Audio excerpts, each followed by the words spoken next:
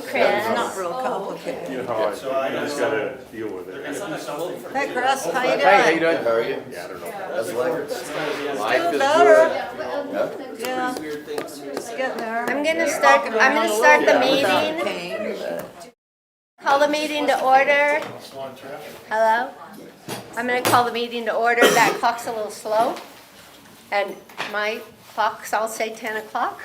So we'll call this meeting to order. And we'll start with the Pledge of Allegiance led by Keith. I pledge allegiance to the flag of the United States of America and to the republic for which it stands, one nation, under God, indivisible, with liberty and justice for all. Thank you, Keith. Lynn, can you hear us? Yes. Thank you. I'll be checking once in a while to make sure you're hearing everything. We're going to start with opening public comment. At this time, public comment will be taken on those items that are within the jurisdiction and control of the Vacation Home Rental Advisory Board. Public comment is limited to 3 minutes per speaker unless additional time is granted by the board chairperson. The Vacation Home Rental Advisory Board uses a timer to ensure that everyone has an opportunity to speak. We will start the timer when you begin. You will be told when you have 30 seconds left, and you should conclude your comments. Once your time is up, please return to your seat. Keith, will you take care of that today? Yep. Thank you. Okay, opening public comment.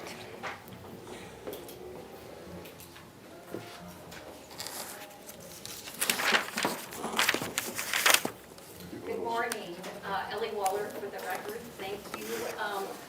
I'm hoping as we come into the next round of this, that we have some continuity, and I'm hoping each and every one of you have looked at staying on. I believe the continuity is very important until the Board of County Commissioners finally just stop looking at this and let it happen. That's my opinion. I know others would like to see the board continue taking on things, but I wanted to just thank you and happy holiday season. Thanks, Ellie.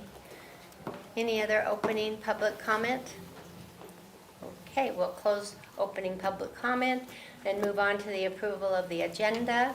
For possible action, approval of the proposed agenda. The Vacation Home Rental Advisory Board reserves the right to take items in a different order to accomplish business in the most efficient manner, to combine 2 or more agenda items for consideration, and to remove items from the agenda or delay discussion relating to items on the agenda. So at this time, I will look for a motion or discussion. Madam Chair, I move we approve the agenda. Thank you, Keith. I'll second. Thank you, Patty. Any more discussion? Seeing none, we'll have a vote. All those in favor of approving the agenda as posted, signify by saying aye. Aye. Aye.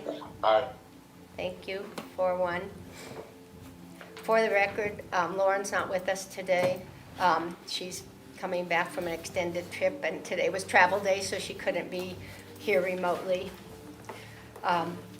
Moving on, at this time, we have one item on our agenda for possible action, discussion regarding changes to the amount and distribution of VHR permits within the Lincoln Park residential community and the possible means to implement these changes.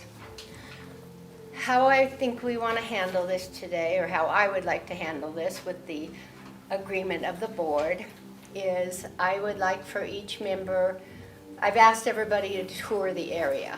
We've put in a lot of supplemental information that's fact-driven on the area. Today's discussion is not about why we're doing this, it's how we do it. So I don't really want to have any discussion on the why, because that we've been asked and tasked by the commissioners to do this. So if we start with, Glenn, I'm going to probably go to you last. That way if there's any repetition, you don't have to go into that. I'll start with Keith with suggestions, ideas. We're going to use the tablet over there to keep track of the ideas. And then after everybody's ideas have been posted, we'll probably go to AJ for his opinion on the defensible matters. And then we can come to some kinds of conclusions as to what we think is the best avenue to go forward. What I would like to see, again with the agreement of the board, is a list of various recommendations, possibly in a preferential list of what we think is the best idea to what we think is the least best idea. If we have bad ideas, they won't be on the board. So we'll start with you, Keith. Sure. So I drove around Lincoln Park on Thanksgiving Day. I just wanted to see it firsthand. It is very unique. There was actually minimal traffic on Thanksgiving, but I was trying to visualize what a summer looks like. I'm also influenced by my wife, who is an Uber driver, who said, don't go there. She Ubers into that neighborhood, and she said, you're not gonna believe how bad it is. I can't tell you the number of times I've been driving down a road and had to back up 100, 150 feet, which is incredibly dangerous. And that's not even in snow, that's in summer. That was her anecdote. So I can't imagine what those roads are when they're piled up with snow. I, in general, have been opposed to modifications to any specific neighborhood. I believe if we reduce one neighborhood, even if we reduce the number of permits in total, the number of nights will go to our other neighborhoods, and I think that's an unintended consequence. However, Mickey, Chair, I share the same thing. We serve at the pleasure of the BOCC. So even though I am overall opposed to any restrictions in one specific neighborhood, I think we need to, because that's what the BOCC has asked us to do. Just as I am worried about unintended consequences of the rest of our neighborhoods when we do something with Lincoln Park, I'm also concerned about consequences for Lincoln Park. We all know that enforcement has been an issue. However, there is enforcement because of compliance. I would say that we don't have enforcement, we do have compliance in some situations. I would point out that if we were to remove a specific VHR, it is possible that the person who buys that home will have a greater impact on traffic than the VHR does. And so just let me give you a vision. If we were to reduce the amount of parking to, for example, and these are examples, 1 per VHR, it's possible if that person sold the house because they wanted to VHR it, that the new owner would bring in 3 or 4 cars or 5 cars in the summer. The houses are very different in their parking. So I did kind of want to point out that there may be unintended consequences that could actually make the problem a little bit worse. We have regulations of occupancy, parking, trash. If we reduced occupancy forever, for example, it may be hard to enforce, but people do normally search for the occupancy they want. So some of this is compliance, not necessarily enforcement. I do have some ideas that we should consider. And I will say, while we are specifically discussing Lincoln Park today, I think there's potentially other areas, let's call them micro neighborhoods, that might have the same issue. And so I do want to point that out for 2 reasons. One is we may consider something more broad at a later meeting. Or second, if we reduce something because of a specific reason, I do believe that other neighborhoods could come forward and say, I have that exact same reason in my neighborhood. So for example, if the width of a street is an issue, perhaps it's the same issue no matter where you are. If you're up Kingsbury Grade, or you're in Glenbrook, or you're in K-Brock, or wherever you are, if that is the same issue, it would seem odd not to have the same resolution.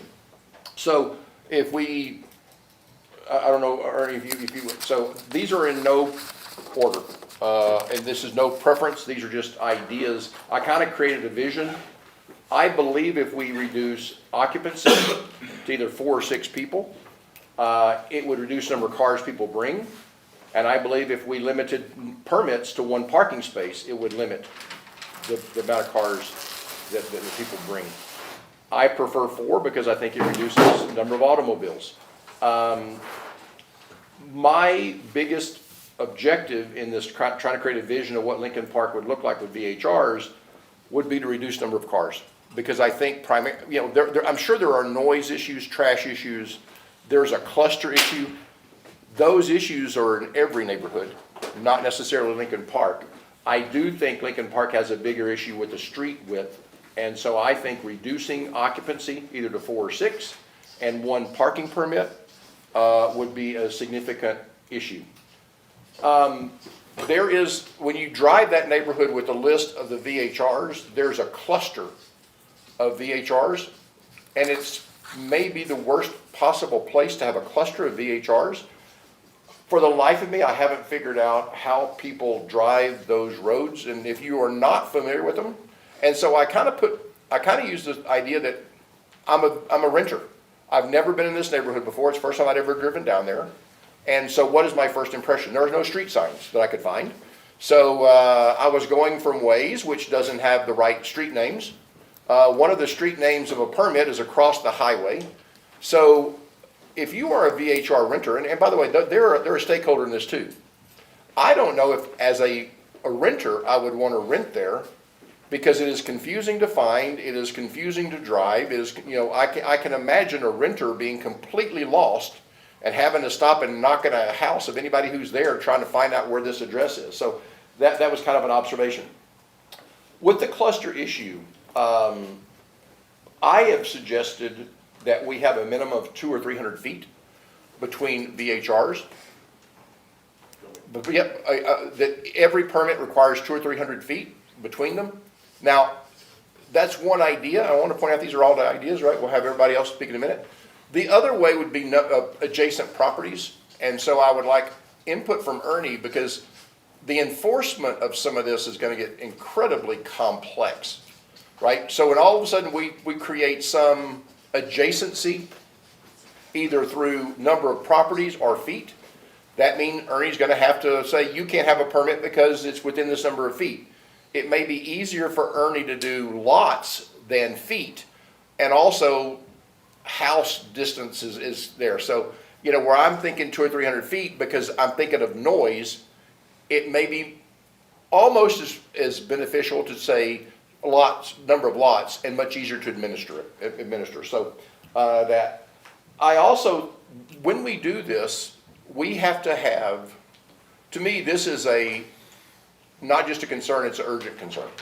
And we have historically relied on attrition to reduce permits. I believe we need staff, and again, I want to be very particular in my wording. I believe staff need to develop a plan for application of new rules on existing permits. It won't do us any good if we create all these rules and none of them become effective till people decide not to apply for their permit and someone else. I mean, the people who have these permits like to keep them. They're a good business decision. I don't have any morality concerns in this thing. But because of this, we're going to have to create a way to evaluate the current permits under new legislation. So, I think maybe we give people, and this is not for discussion. I think I want to stop there. That staff need to plan on the application of these on a current basis, not when they get brand new applications of people who have not had permits before. But I think we're going to have to go to some kind of lottery system where people get a number 1, 2, or 3, and if you get a 1, you get one more or 1 or 2, and you get one more renewal, and then you go in the back of the queue and see if your permit's going to be done. Or you get a 2 and you have a 2-year system. And that, at the end of 2 years, then we would have a new process. I want to point out, though, that I'm thinking of the program in general, even though this is specific to Lincoln Park. We have neighborhoods over capacity, and I think that recommendation as staff is developing that application of the new rules, we would want to make that program wide. And also there are neighborhoods not over capacity, but at capacity, And I believe it is fundamentally unfair to say you have had one, so your neighbor can never have one. I just think that it's just unfair to people who haven't lived here as long or who haven't decided, people have different stages of life. Their kids leave and all of a sudden they want a VHR and they cannot. So I believe that's something as you work through that. But my recommendation is staff develop a plan, not to get into the weeds of what that is. Those are only ideas they would want to consider. I believe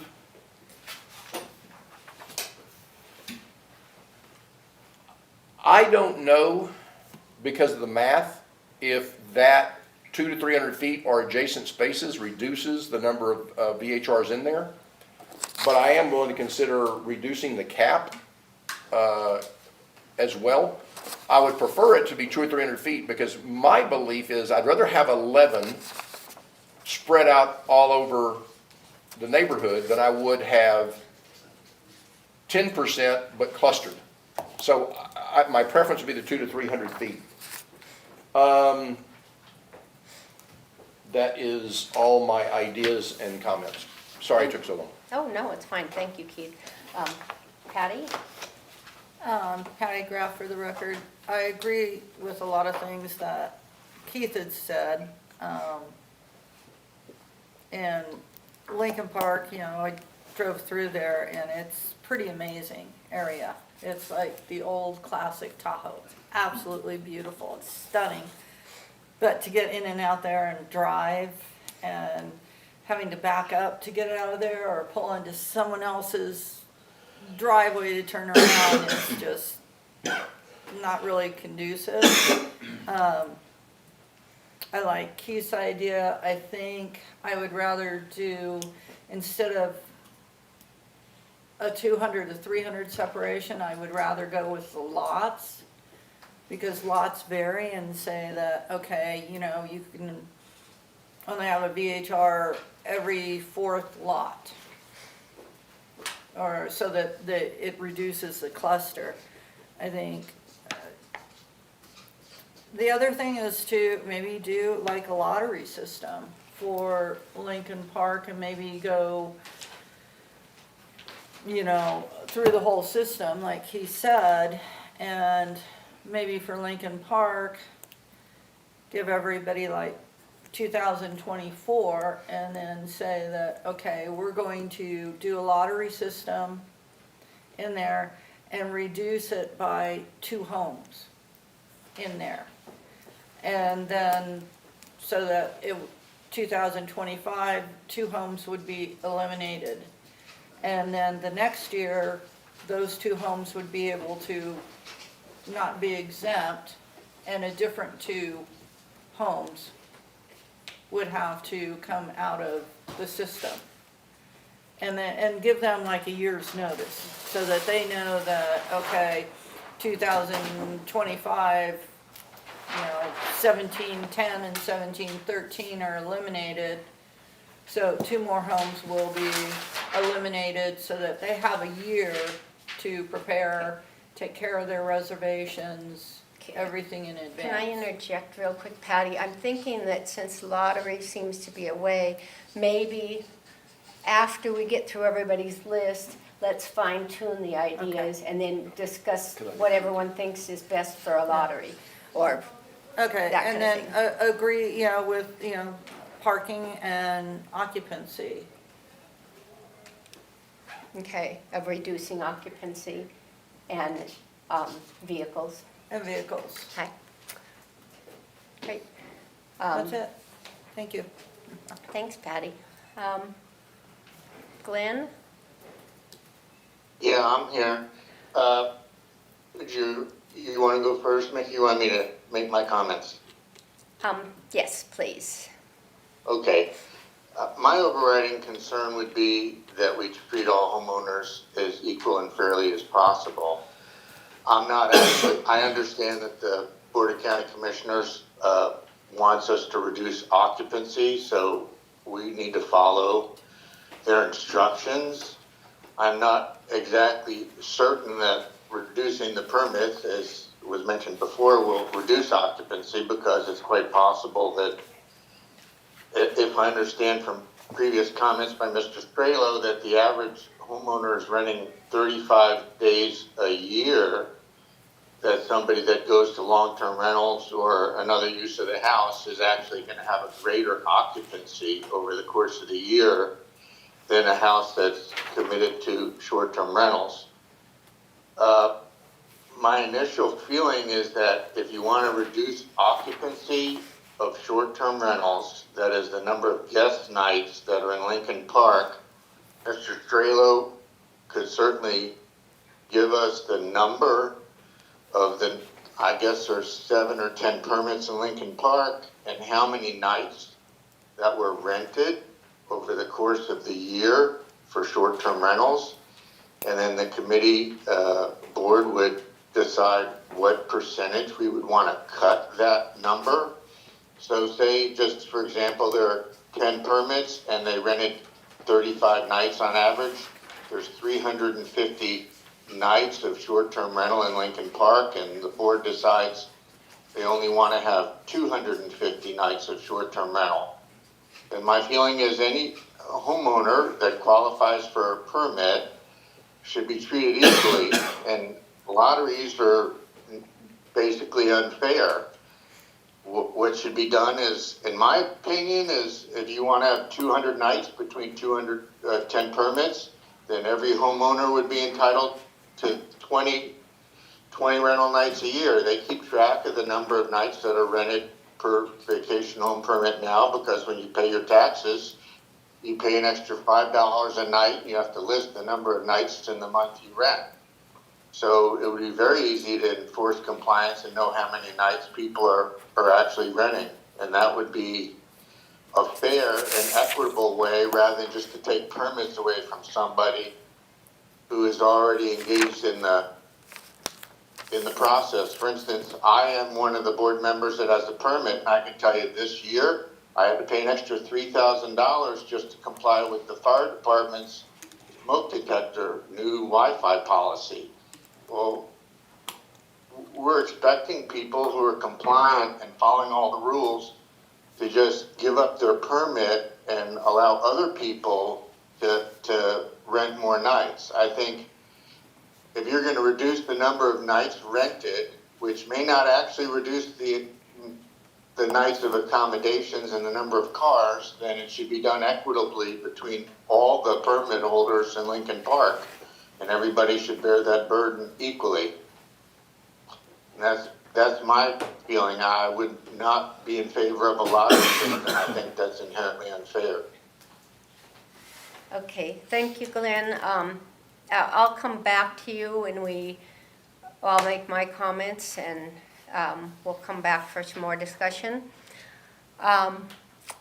First of all, what I heard, and I've listened to that VOCC meeting several times, painful as it is, and the biggest concern is the bunching, the clustering, and occupancy, of course, is hand in hand with that, but it's my understanding in talking to some of the commissioners that they do want to reduce some of the permits in that area, because it is the end of that road where all of those VHRs are. And that is my interpretation of my conversations and or listening to the meeting.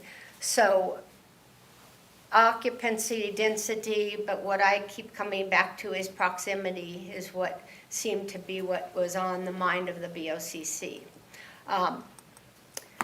So giving everybody less nights, and maybe 35 nights is an average, but in the summertime, this area does reach over 80% occupancy in these homes. And that does, what you have is a neighborhood that's non-conforming, and by adding more occupants, more VHRs, more cars, you exacerbate an already problem, I can't get the right word out, existing problem.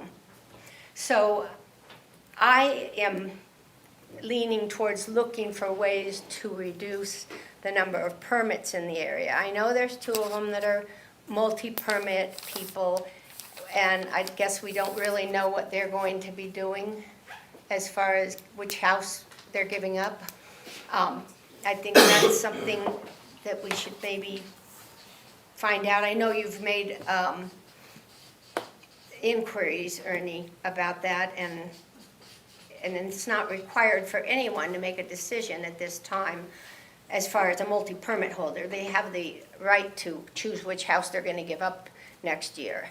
A lot of what Keith says I agree with. I'd like to see, for an immediate solution, reducing the occupancy substantially. I'd like to see the parking reduced substantially, and that sort of ticks off the box of the emergency that we were given, that this needs, we are supposed to not wait. I think what Commissioner Hale said, you need to look at this and find a solution, and let's not wait. But I'd also like to see a sunset of some sort on possibly all these permits, and then look at the lottery system. And if we're going to talk about fairness, then let's eliminate them all. I'm not supporting that, but it is a way to be fair. I think that we need to spend a lot of time talking about how we re-permit some of these. And that's kind of why I stopped you, Patty, was I thought if we kind of have a consensus, it looks like, on reducing occupancy and parking right away, maybe we can move on to more specifics of what we do next to make this long-term and something that we can look at in the future, because we'll have a template for it. Let me see if I have any other. Madam Chair, before you go further, can you explain what sunset means? Does that mean all the permits would expire and not be renewed? Is that what sunset means? Okay, all right, thank you. That everybody sunsets. Okay, And then we start with the blank slate. okay. And again, it's just a thought. I've been gathering ideas from anybody that's willing to give me ideas so that one of them sticks. And none of this is going to be fair in the end, because these folks with permits, I mean, we're messing with their lives. Every time we sit here, we are affecting somebody's financial plan. However, it is a privilege, and if I buy Chrysler stock and it goes down to $3, that's on me. I don't think Chrysler is a stock anymore, I'm just saying, but but back in the day. So I agree with you, Keith, the signage is horrible in there, just trying to find the addresses of where the VHRs were. You know, Patty and I were going backwards and forwards, which one do you think it is? Because we didn't see a sign. And I know that the street names are odd. The one VHR that's on Highway 50 really isn't on Highway 50. It's on that parallel road that parallels the highway. So it's really still in the village there. All those things and getting in and out of there, well, I won't use the term you use, but it's that.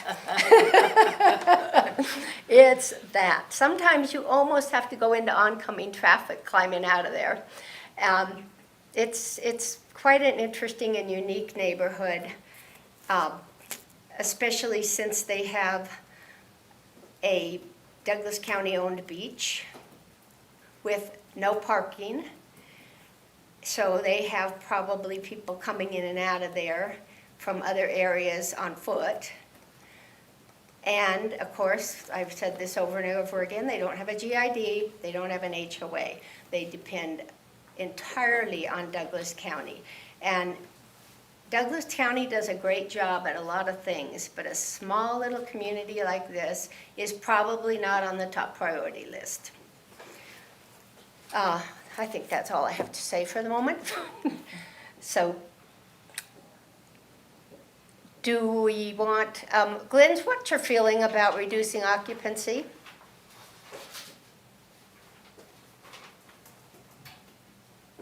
Glenn? Yeah, I'm sorry, Mickey, what? Oh, what is your opinion on reducing occupancy significantly as a starting point? While I we, think Mr. Strelo could give us the number of nights that were rented in Lincoln Park over the course of a year. okay, And then the board should determine what percentage they'd like to knock that off. That is a fair way, I think, to reduce it and come to a consensus of how much. If you're not going to just say no VHRs in Lincoln Park, that's a way to distribute it fairly among the permit holders, so they all bear the burden of a reduced occupancy equally. And I don't know what that number is. Say it's 1,000 nights a year rented in Lincoln Park, and you decide 50% will satisfy the Board of County Commissioners, which is what we're asked to do. They want us to recommend something, then divide that up equally among the permit holders. Now, that doesn't mean that there won't be more rentals in July 4th than, other days, but that's what they're asking us to do, is to reduce the occupancy as fairly as possible. so reducing occupancy from, let's say, 10 to 6 isn't the way you want to come to that? I wouldn't do that because I think it's unfair to the poor, but I'm saying if the bottom line is to reduce the number of room nights to short-term rentals, we can pick the number where the percentage that's less is what they want. They didn't say get rid of all the permits. They said let's reduce the occupancy. Now, I don't actually know, and I don't think anyone knows it's going to reduce the occupancy, because if somebody that rents for 40 or 50 nights a year suddenly rents to a family of 6 that are there 300 nights a year, it's not going to reduce occupancy, but that's on the board. The Okay. board has asked us to do this, and we have to comply with them, and we'll come up with a suggestion, although somehow they think we should have come up with a suggestion already, as you and I were at the meeting. Right. I simply say, Mr. Strelo, how many room nights there are? What percentage does our board agree would be a first start to try to reduce it, and recommend that to the Board of County Commissioners? Then if every homeowner that, some may be renting 100 nights a year and some may be renting 30. It may be that the guy that rents 100 will have to cut it down to 50 nights a year or 30 nights a year. And Right. that's going to reduce it. It would reduce it, but then everybody would be renting at the same time because they're going to take the highest occupancy time, as in, summer and July and August and that kind of thing. So to me, it doesn't reduce the number of bodies and cars in an area at the peak. Well, it's always season. going to be busy on July 4th, whether it's a long-term rental or a short-term rental. I mean, Oh, sure. it's true there's going to be variations, but that's a fair way to impact all the permit holders the same. Just taking away telling somebody he gets 0 nights and another guy isn't affected doesn't seem to be a fair solution to me. Okay. And I think what that would do is still comply with what the Board of County Commissioners is asking us to do, is to reduce the traffic. So I don't actually think it's going to improve things that much, even if we, took away all the permits, because the houses are going to be used. What I'd They're like not to going do, to be empty. what I'd like to do is have AJ give us an overview of what the commissioners asked for, because in my opinion, I don't think they were talking about reduction of occupancy. I think they were talking about reduction of permits. But AJ, you've got the notes from the meeting. What did they task us with? This is AJ Haynes from the DA's office, for the record. The commissioners often use the term density, which isn't defined in code anywhere. And I think sometimes when we talk about density, we think occupancy, but my understanding of the commissioners' discussions and their use of that term density, when they say density, they're talking about the amount or distribution of permits within a given area. So if there are 10 homes, or if there are 100 homes and they impose a density, as they use the term, of 10%, then you'd be able to have 10 permits within that 100 home area. I don't think that when they use the term density, that they're actually referring to the occupancy of the individual units. Rather, they're talking about the amount of units within the neighborhood. Would it be beneficial to actually create some taxonomy? Density is the number of permits in a neighborhood. Proximity is their relationship with each other.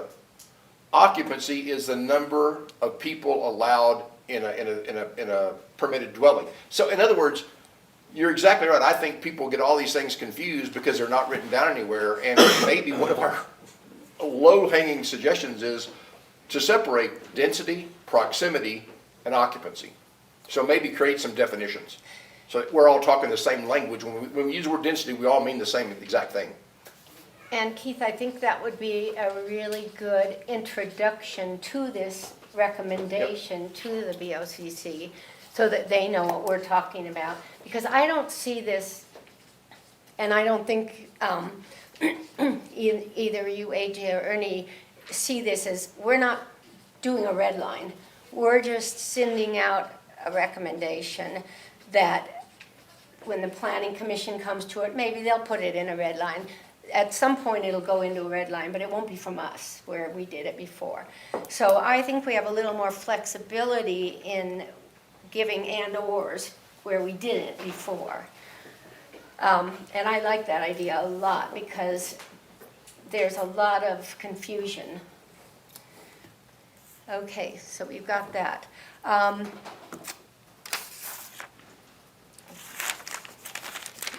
Does anybody sitting here have some comments about Glenn's comments, Keith? Yeah, and first of all, I think I've been down the same path Glenn is on, and I understand absolutely the logic of what he's saying. Because when we were looking at the total program, I clicked into nights. The problem with a night cap is it doesn't change the problem area, it changes the non-problem area. And in fact, may exacerbate the common area. If you gave me 4 nights a year, I'm gonna rent the weekend, 4th of July, and the day in between. That's my 4, especially for this neighborhood. Or 4 in the ski season. It's gonna be, President's Day weekend or whatever the biggest ski season weekend. So my concern with a night cap is it may actually have unintended consequences. If I got fewer nights, I've got to maximize, and I absolutely am going to rent there whatever the best rate I can get. So I think it actually concentrates the usage into certain weekends. The residents won't like this, but I think we have to ignore 4th of July. I don't leave my house on 4th of July because I can't go anywhere in Tahoe where 4th of July is a problem. The neighbors I haven't seen in a year, I see 4th of July. I see them 4th of July, Christmas, and Thanksgiving. So if you gave them 6 nights, those are the 3 that were generated. And I think we just have to ignore 4th of July. It's always going to be a problem. It's just part of the beauty of Lake Tahoe. It's part of being, in this area. So I would not be in favor of using those nights. I think it would actually have more detriment in that neighborhood than the positive. I do see the fairness issue that Glenn is talking about. I just think it exacerbates a problem instead of fixing the problem. I can't disagree with you about the 4th of July. I mean, we all just have to close our eyes and sit on our patio. And get prepared to clean the beach. And you're right, that's when I see all my neighbors too. Everybody shows up. Especially when you live adjacent to the Zephyr Cove Beach.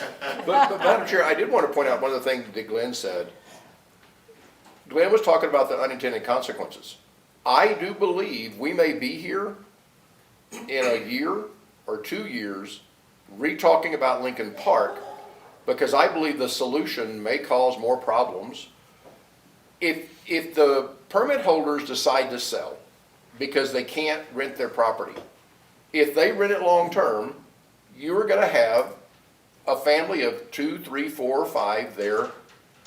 360, Glenn used 360, at least 300, at least 350 nights a year. You may actually increase traffic from what we're about to do, but the county commissioners have told us to do it. And so to me, I wash my hands, and they're responsible. If this place becomes a long-term rental neighborhood, which it may be, you may actually have increases of nights, not long-term, not decrease. So I agree with Glenn completely on that unintended consequence. Whether it's going to happen or not, I don't know. I think we've almost got to try it and see what works and tweak it again. But it would not shock me if in 2 years we're back here, because it is worse than it was now. I have had people, when you're on this committee, you are everyone's neighbor of interest. And I have had people walk up and say, I hope my neighbor's application gets approved. I hope the new owner's application gets approved because I want them to move in because the existing owner doesn't mow their grass. VHRs, they're not as the regulations aren't enforced as much as we would like, but there are regulations that other people don't have. So, there are some unintended consequences here. Absolutely. And there's also another reason we could be revisiting this is if NDOT decided to put a turn lane in there, that changes the complexion of the ingress egress. If some miracle occurred and they get a secondary access where like Skyland got one, then that changes things. But we have to deal with what we have today, as we've all said, and we need to do what we're tasked with. So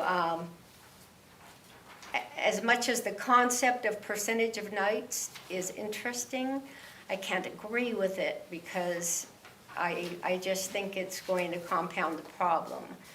Patty, you got any suggestions or comments from, I'm just thinking, because Glenn's ideas were so much different than ours. I want him to know that we're not dismissing his ideas.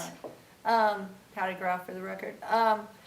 It sounds really kind of fair, and for, all the permit holders, if they'd have to equally give up some nights, but I think there's all the other consequences, like Keith said, and that if someone did decide just, okay, I'm gonna sell it, get out of there, then you could have like 2 or 3 families who buy the house. And then they come up there and they have all their friends and family and they've got 6 cars in there and it turns into a party house. It's not regulated. With the VHRs, even though a lot of people don't like them or they do have regulations that they have to follow. They have to be limited on the cars, the people, to try and keep the neighborhood intact. Okay. Reducing occupancy, as we all know, is not very enforceable. Was that what you were going to say? Oh. But at least your advertising has to be changed. So anybody that's not a legacy person that's come in year after year would have to follow. And those are the things that the enforcement team can hold on to and have actual violations when there's an advertising, as we saw from 2 weeks ago when we were sitting here. Ernie, did I overlooked you, I apologize. Madam Chair, Ernie Strelo for the record. Can you hear me okay on I understood that we had problems with the mic last time. It's okay now? Okay. So you brought up, Keith, enforcement, right? So there are certain things that are very difficult to enforce, like people in a house. I can't barge in the door and count, right? So when you have if you go down the road of reducing occupancy in a home, in those 7 homes, to meet the objective that you think that you need to hit, it is difficult to know if there's 3 or 5 or whatever in the house, right? Without actually an emergency where the fire department has to go in and count people or something like that, which is not a common thing. The second thing is, it was brought up about density, percentages of rental. It's a retroactive measurement, as you guys probably saw in the presentation I did to the Board of County Commissioners. I don't, and depending on if you decide to go down that road, it may be something I can't catch people on for a year, depending on if it's a rolling year or if it's a calendar year. I can get the data from HDL based on TOT reports, but, it's going to be a retro fine, right? Or whatever we decide to do on the penalty side. So just be aware of that. So if people decide to, violate the rental rules, I'm not going to know about it for quite a while, right? I can't just, it's not a code enforcement issue, it's just that the data is not available. Ernie, I will, to Keith Meyer for the record, I will say Heidi Gunther, one of my conversations with her, one of the noise monitors is trying to introduce technology to detect the number of people in the house based on voices. Now, talk about intrusive, but it is what it is, and it's not recording your voice, but what it can do, it can determine that there are 8 different octaves in that house, and it can actually report it. So I agree with you, both of you. I do think occupancy is not enforceable, but I do think it has a compliance aspect, and I would continue to look at technology, because at some point the technology may be aware that a noise monitor can also detect occupancy levels. So I think we ought to keep our eye on that space. Bernie Strela, for the record, I would defer to the DA's office on that, because I don't know, that there's all kinds of constitutional things that I imagine might pop up on that. So I would, if the DA's office is okay with that, I would, if there was technology, then certainly we can utilize those tools. But going back to the percentages and stuff, that's kind of what I just want to make you aware of. That there's certain things are quickly enforceable, and some things are going to be retro enforceable farther out, and some things are just going to be difficult in general. When it comes to reducing occupancy, until there's an electronic means to do that, I guess. Thank you. Thanks, Ernie. I don't think we want to do something that we can't at least have some teeth. And it defeats the purpose for you, for Ernie, your office and your team that's trying to make this program work, because that's what we all want to do, is try and make this program work so that probably everybody's unhappy, and then we've done a good job, right? Let's move on to, if there aren't any new big ideas, let's look at the board, and I don't know if Glenn can see what we've got here, probably not. You have to read. But, what? Bernie Strela, for the record. Yes. You want to just, like you were doing good, you were reading down Right. the list. I think that might help, so he can Take notes. follow along. Okay. So we have 3 members that have deduced that we want to reduce occupancy to somewhere between 4 or 6, and that we want to reduce approved parking spaces. I think Keith mentioned 1. I don't know what the right answer is. If we go with 6, we probably end up with 2. So let's talk about that and narrow that down as to what we think. I love the idea of 4, but I don't know if that's a little bit too stringent and maybe we need to go to 6. If you got a family with 3 kids, you need, that's 5. So let's talk about that part of it. Patty?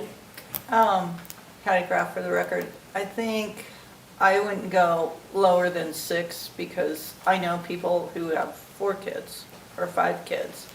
So I think reducing the occupancy to 6 and or excluding, you know, in that occupancy, children that are like a certain age or under, something like maybe 2 or under, something like that.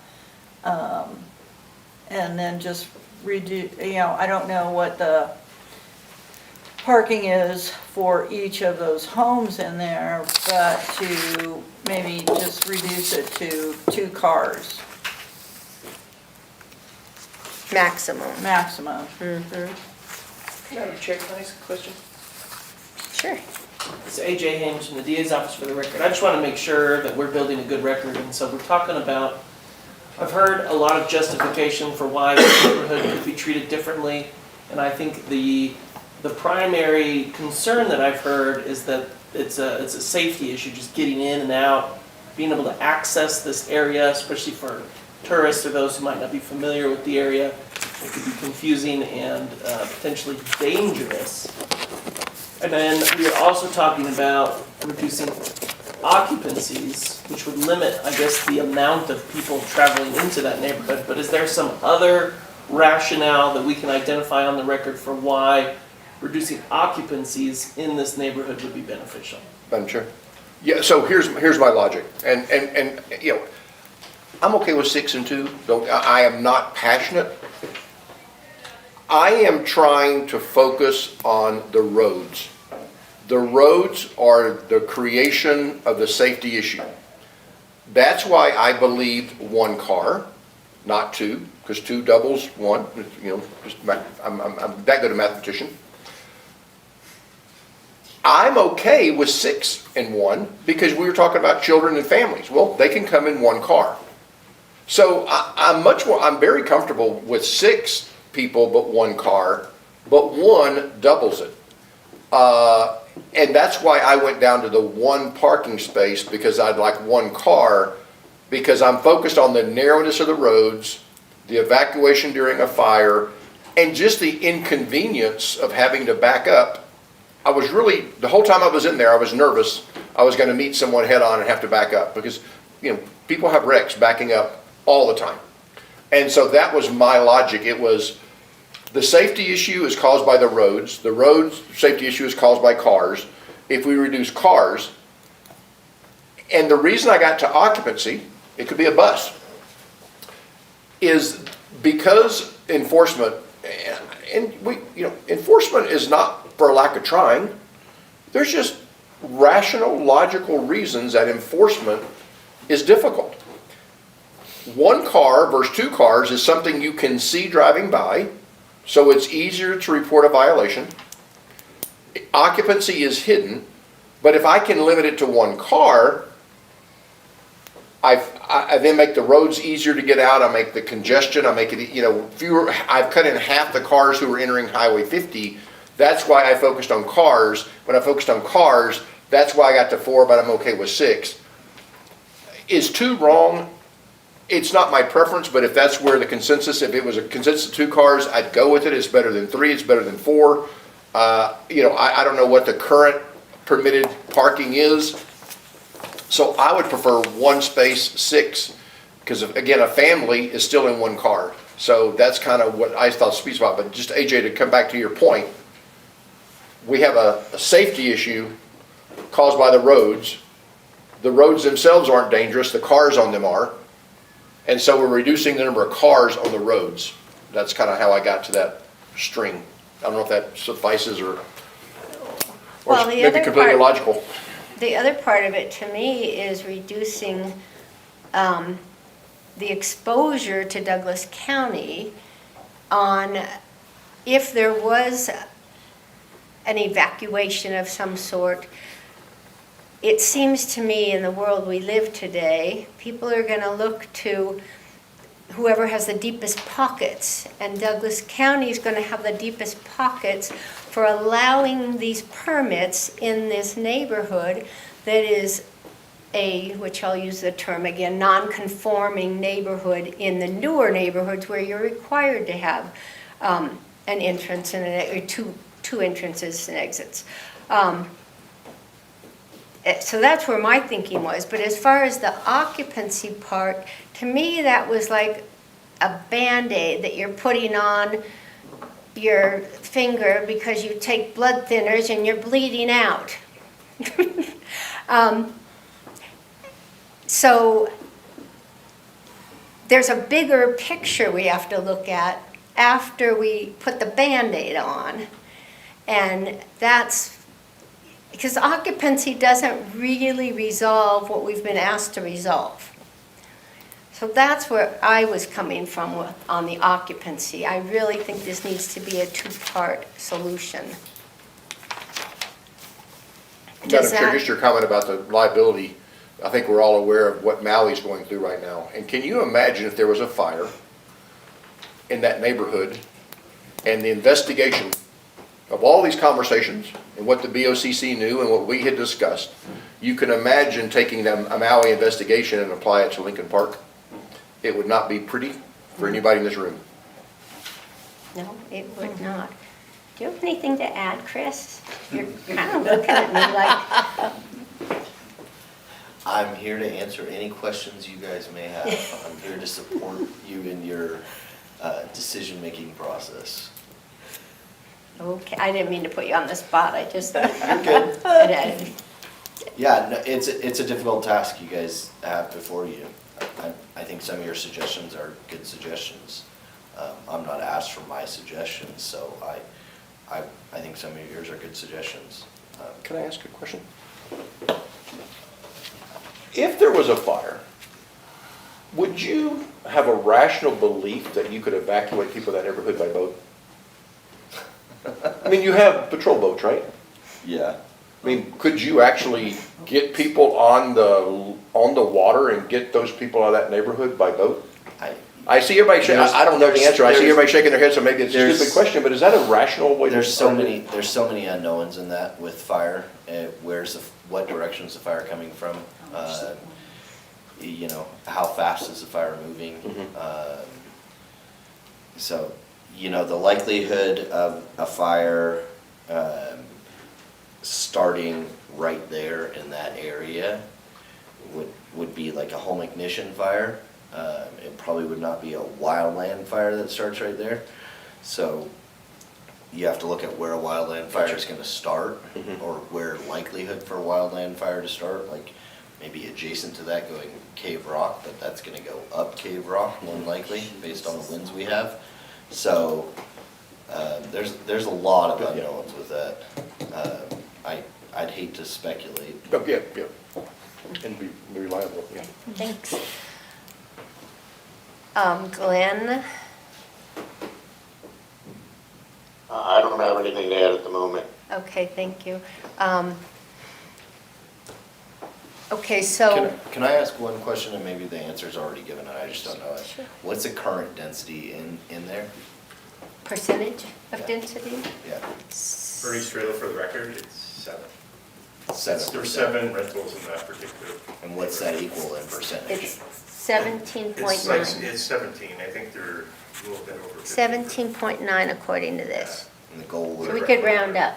the and goal say- would be someday to get it down to like 10? 10.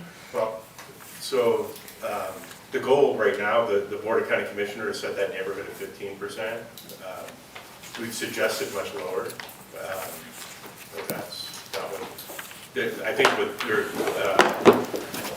the Board of County Commissioner has tasked these guys with is to, there's 7 rentals in that neighborhood, and 2 of them are outside of the so-called cluster on the north end. 5 of them are kind of on the map anyways, they're pretty close together. And so they want to decluster. And so that was the ask. And 2 of those are multi-permit holders.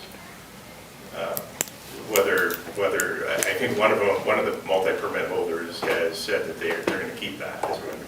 They would not keep They it? would keep it Would as a keep rental. The other one hasn't returned our call, so that's all I know. But one of their permits is in Lincoln Park and one of them is out? Yeah, one of Okay. them is up on Tramway. Gotcha, okay. The Tramway one is probably the one they're gonna keep, but that's up to them. Hard to tell. It depends on And then- economics. And then, Yeah. I think definitions are a great thing to start with though, like, if you guys define definitions, when you look at any code book, that's one of the first chapters you go to is definitions, so that everyone knows what language they're speaking and how to define something. So defining density would be great. What do we mean when we say density?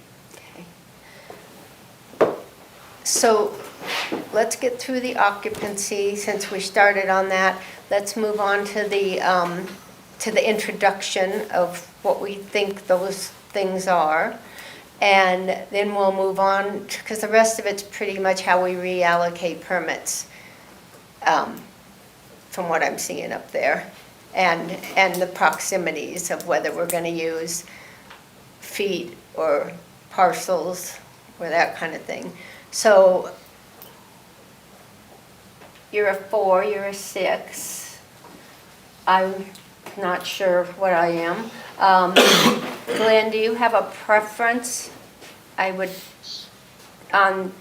if we recommend reducing occupancy, and you can probably just be a no, and it could be 3-1.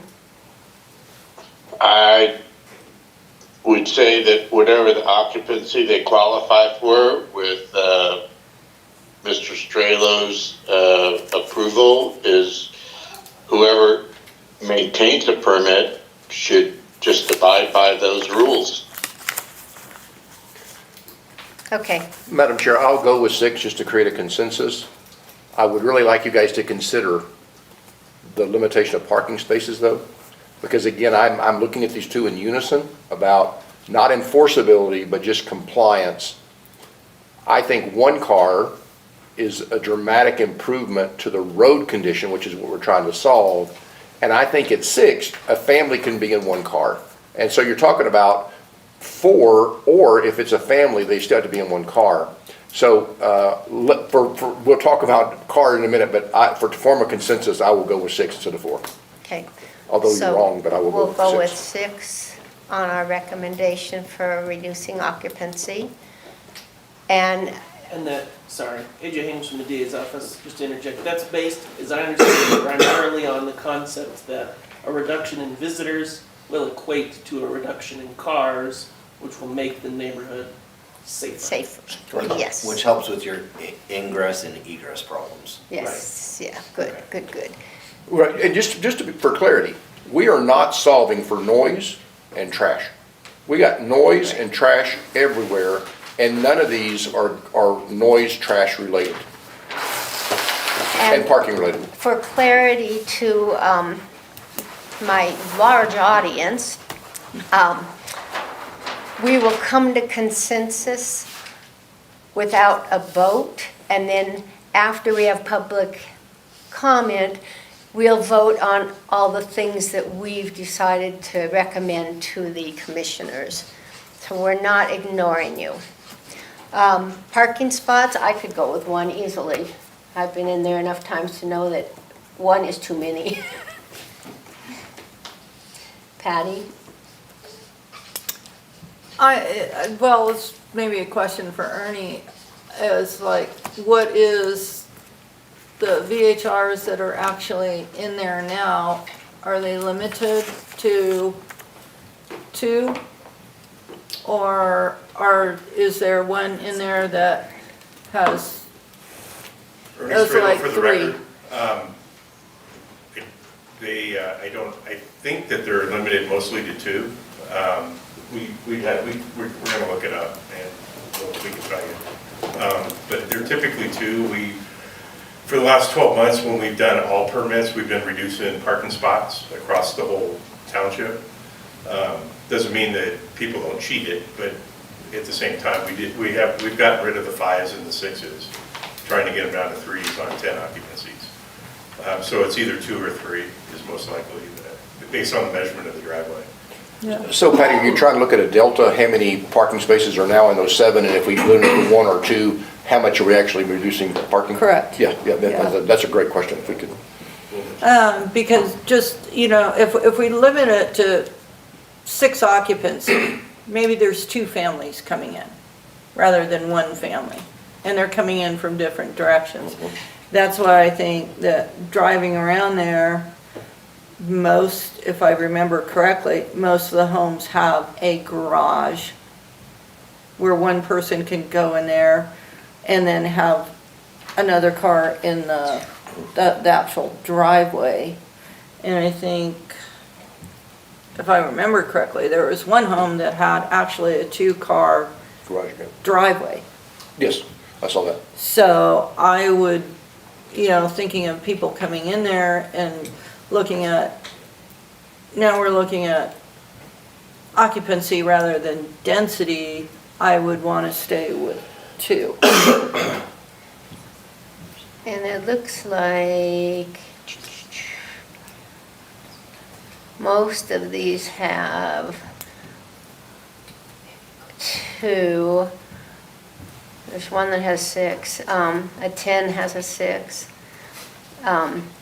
That's that one on the Highway 50. Yeah. Because it's kind of a larger lot Right. with some dirt areas that you can park in.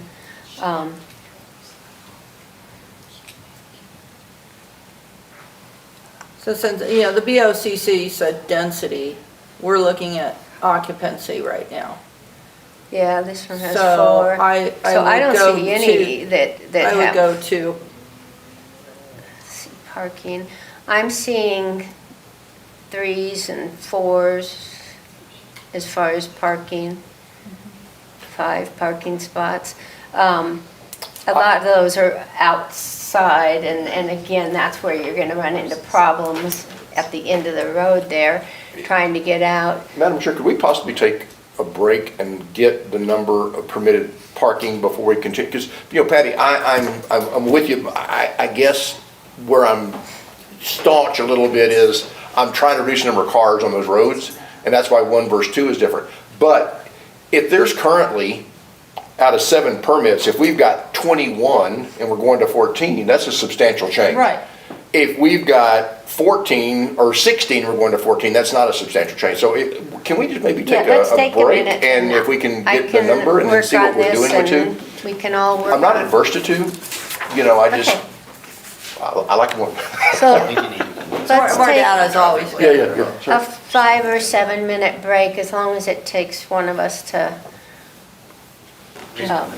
Or get the information. Ernie, I'm I gonna think get- Ernie has it right now. Do you have it?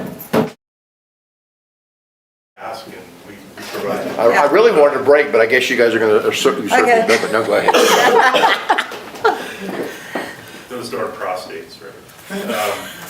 So on the parking spots here, there's 2 homes with 2 parking spots assigned.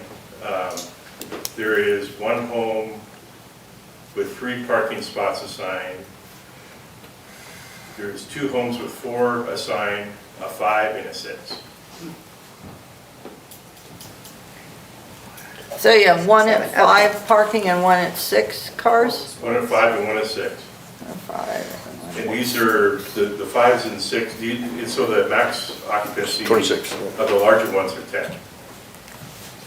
There's a lot of 10s. There's, There's 3 10s, there's 9, 4. so that would reduce it by, 3 8s and a 6.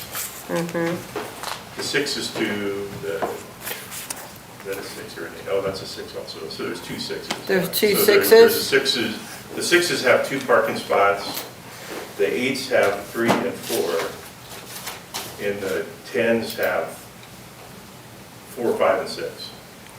okay. So we got 26 total? and that would reduce it almost by 15. 20. 26 currently. Yeah, It plus was if we 22. reduce the density, so if there's 7 permits now, let's say we just went to 5, you're talking 26 to 10. Yeah, Madam Chair, subject to your consensus, I'm okay with 2. 2, okay. And I'm Well, I'm good not, with but I two. pretend to be. Glenn, are you good with 2 cars?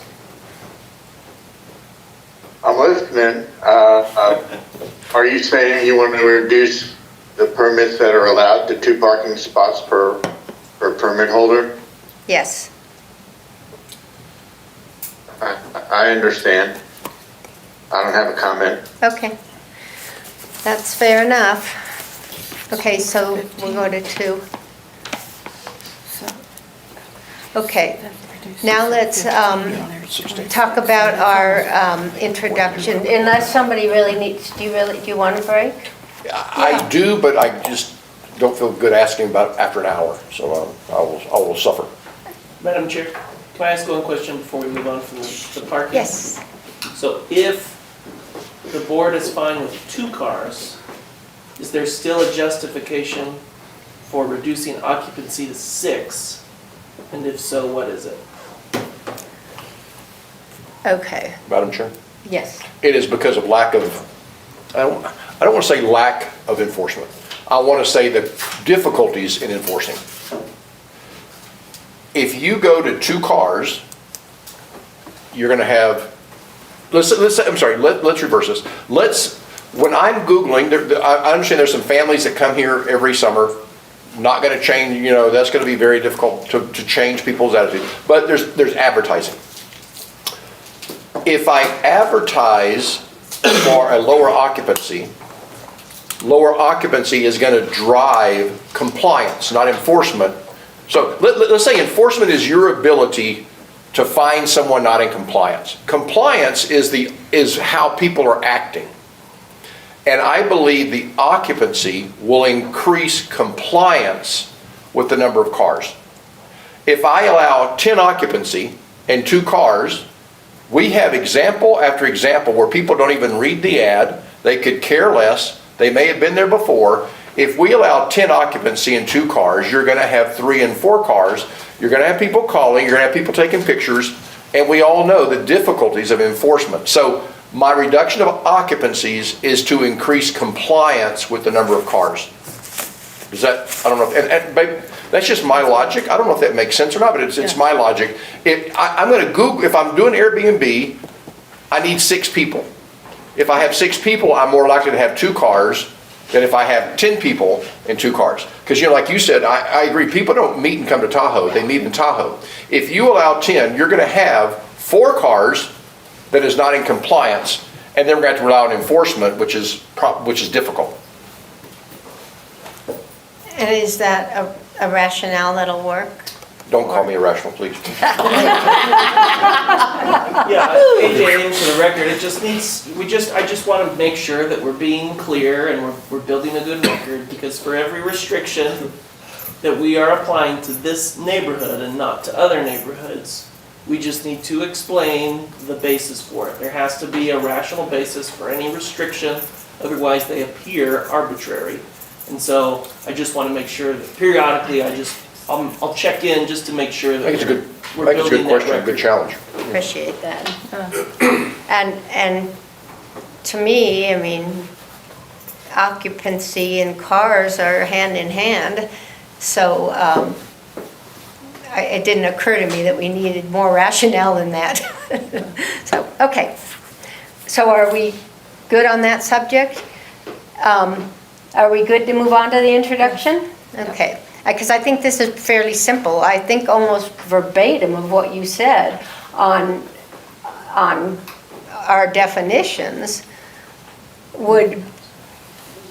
Madam Chair, I believe we should, if you take those next 3 bullet points, they're the same thing.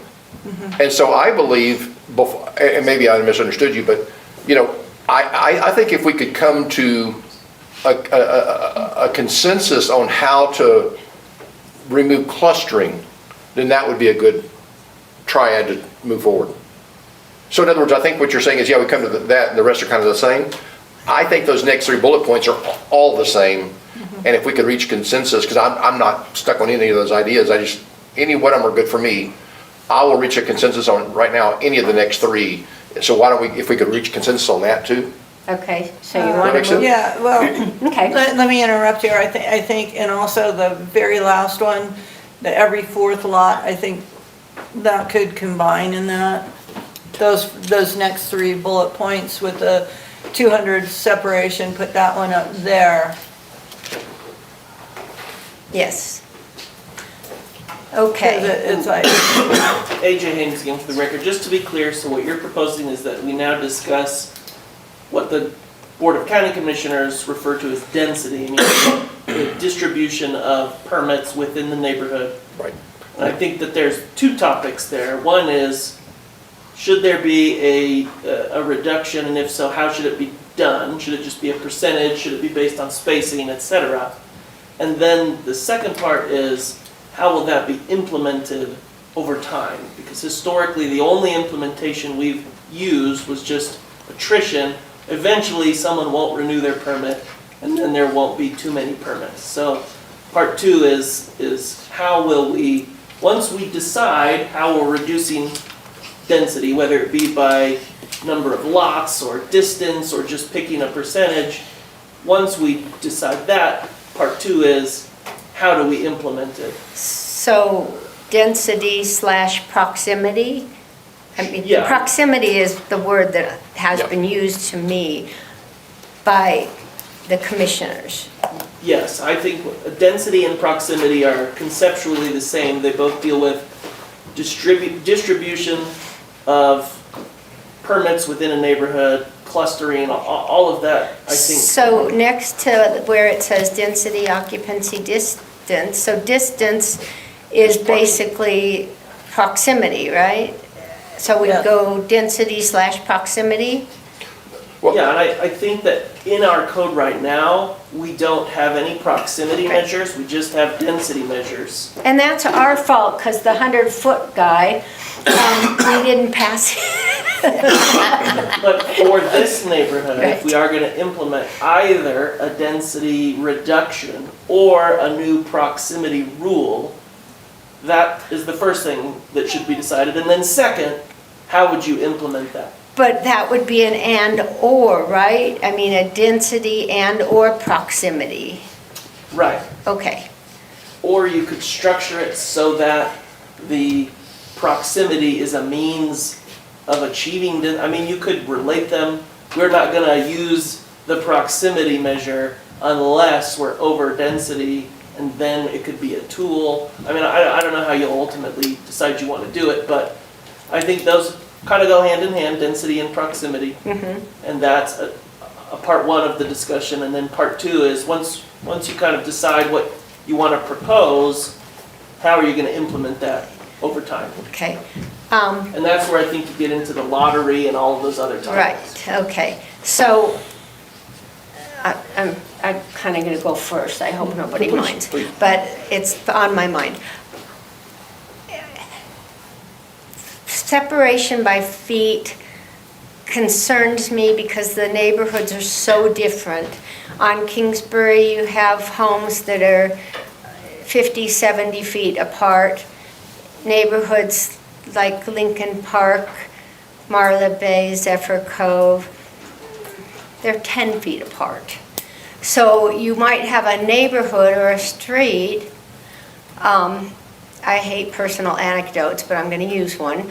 I have maybe 4 right here on my street. So if you were using the 200 or 300 foot rule, you might only end up with 1. And if you were up in Kingsbury, or you might end up with something completely different. So using a residence or a parcel, to me, might make more sense because you can look at across the street, plus there's less measuring involved, but that if you're gonna have 1 or 2 or every 4th lot, and even then I think 4 is a little much, but I'd like to see maybe 2 lots between and then including across the street. That's just kind of my vision of what I'm thinking as far as proximity. And proximity sort of takes care of density, especially in this clustered area. AJ Haynes, if I can just interject, you mentioned roads, and I would just note that elsewhere in our code, there are references to neighboring properties, and there is language that basically says you ignore the roads. So if you had to say, give notice to all neighboring parcels, our code sort of tells you to ignore the road. So I would notify the one to my left, the one to my right, the one back behind me, and the guy across the street. Our code considers those to be my neighboring properties in Okay. other contexts. And so I think that what you're proposing is consistent with that. Oh, good, I thought you were gonna say something else. Okay, so we're gonna talk about that part, we'll get into the lottery next, or the bingo, or however it turns out to be, so, Patty? Yeah, Patty Graff, I think it should be more than a 2-lot buffer. I'm sticking with like at least 4. I know other areas that have like restrictions on the spacing of VHRs, some of them even have up to like 7 in high density areas. Henderson has 1,000 feet, I think. They have like, every like 1 in 7, so you've got 6 lots that are buffers in there. So I would say at least 4 minimum. Okay. Keith? Well, I'm of many minds because this proximity we've discussed before. On the total program, I couldn't decide if proximity was good or bad. Because in some neighborhoods, and again, we'll come back to Lincoln Park, I thought clustering, while having problematic, some decreased the impact on the neighborhood. We had a cul-de-sac where every house in the cul-de-sac was a VHR. And so all their neighbors were also VHR issues, so we had fewer noise, right? Coming back to the logic that flows through, we are not solving for noise. Noise is in every neighborhood. We are solving for fire evacuation. Now, does a foot rule make it easier to evacuate than an adjacent property rule? And I don't know the answer to that. I will tell you that just if you look at, let's say just 2 separations, let's say 1 separation, just make it easy, right? I've got a house, I've got a neighbor, a neighbor, a neighbor, a neighbor, a neighbor, right? So 1, if I have 1 proximity, is 1/6 of the neighborhood. That is, out of 39, you're going to get 6 VHRs, if they're perfectly spread. Going to 2 gets you to 5, right? 1, 2, VHR, 1, 2. So double it across the street is 10. 1/10 takes you to 3. For the life of me, I can't figure out what is going to be easier in evacuation. My problem with this neighborhood is the lots are so small. So that's why I've kind of leaned to feet, because I got a bunch of people trying to leave at the same time. I think feet might be easier to everybody get out than, one of them must be 100 foot wide, one of those lots. But I guess I'm okay with either. My idea was feet, but if we would go 2, you have to have at least 2 adjacent lots empty to have a VHR. I'm going to be so close to my 200 or 300 feet that I don't think it matters. I would just say though, again, if you're saying there has to be, you need 2 house buffers, and just using my logic and thinking about that, there's really 2 streets, right? one of them doesn't have anything on this side that has the highway. One street has both, and so the middle people are the ones gonna be most affected. Which again, back to Glenn's thing about fairness, I'm in the middle street, I now have across the street neighbors we're gonna consider. But if we go two adjacent, you know, if you have a VHR, you can't have a VHR unless two adjacent neighbors don't.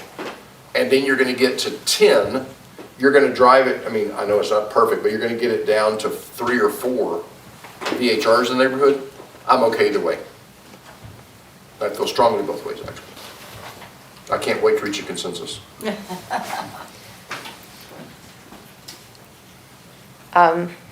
Glenn? My view is that I'm not convinced that there's any evidence that proximity and density adds any safety in a factual way that I'm aware of. So to me, it's kind of a non-issue. It could add on to any recommendation, but I'm not certain there's a basis in safety for that. The other comment that was made about the basics of zoning is true. It may be better in a neighborhood to have 4 houses in a cul-de-sac that are all rentals and the other houses no rentals, because that might isolate increased noise and garbage if those are the things to be considered, whereas spacing them out just might annoy everybody in the neighborhood. So I don't really know that we're benefiting anybody by those rules, but I'll go with the board if they think density is important and what the commissioners want, but I'm not sure what they're chasing. I think, Glenn, to answer that question, they're chasing the comment that comes up time and time again about how they would like VHRs to resemble neighborhoods. And in this particular cluster, it doesn't resemble a neighborhood. Does anybody? Well, it resembles the neighborhood of VHR rentals in that particular cul-de-sac if they're all there, because that's what that neighborhood is as opposed to long-term residents, you know, that just live there and send their kids to school. I mean, there are pockets in Tahoe which are more highly used for rentals. Right, and the example of the And there's going to be variation. The example of the cul-de-sac is not this particular neighborhood. These clustered ones are come to a dead end. So it is more impactful to the residents that live there. And if I'm kind of hearing what Keith and Patty are saying, you know, we're actually talking about taking this cluster of, let's call it 5 of them, and reducing it down to maybe 2. And then you would reach either every 4 lots or I don't have a strong opinion on how far they should be apart, but they should be apart from each other, or the number of feet, because we are talking about just this neighborhood. I would love to see us push this forward at some point to other places in the township, but for now, if I'm hearing you guys right, we want to look at eliminating probably 3 of them through whatever system we come up with. Well, at least 2, I think, would get us down to what, below 15%, Ernie? Yeah, but the 15% is irrelevant to me. Okay. I know that the Board of Commissioners wants that number somewhere between 5 and 10%. So I don't think we need to look at where we're going to take the percentage. I think we need to look at where we're going to reduce the numbers in this little section here. Unfortunately, there's one at the end that, you know, kind of sits there like an island, that I don't know if they become involved, and it's something we have to talk about, because if there is a lottery, do they become involved with it, or are they suddenly immune because they happen to be at the other end of the neighborhood? Do we know how many, are there 39 lots? I know I this. just took 7 divided by 17.9. I know this. Are there 39 lots in There there? are 39 parcels. Okay. Math worked again. Congratulations. So, again, if we wanted to look at, I think people say something when they haven't been through a discussion very haphazardly. But if you take it down to 10%, you're talking about 3, right? Because 3.9 isn't 4. So if you take it down to 10%, you're talking about 3 VHRs in here. I don't know if the space matters anymore. If you take it down to 5%, you're taking it down to 1 or 2, 1, I think, not 2. Is that right? Well, I yeah. can't remember where my One and- rounding is, one but I and think a you're taking it third down or to 1. 40 times, 39 times 0.05 is 1.92, so you're taking it down to 1, Okay. right? Unless, So- I've seen them round up We before. round out the. Oh, okay, so 2 and 4, Yeah. 2 and 4. And I don't agree with rounding up all the time, just saying. You can apply. Well, you get those irritating, it's 15 point something is a problem. So like, look how many people are over their 15%. Right. I just did a weird thing and I drew 3 streets at around 10 each. And again, you can sit here and play with it, but you know, that, I'm gonna abandon my 200 and 300 foot thing and go with Patty's adjacent properties because it's easier to administer.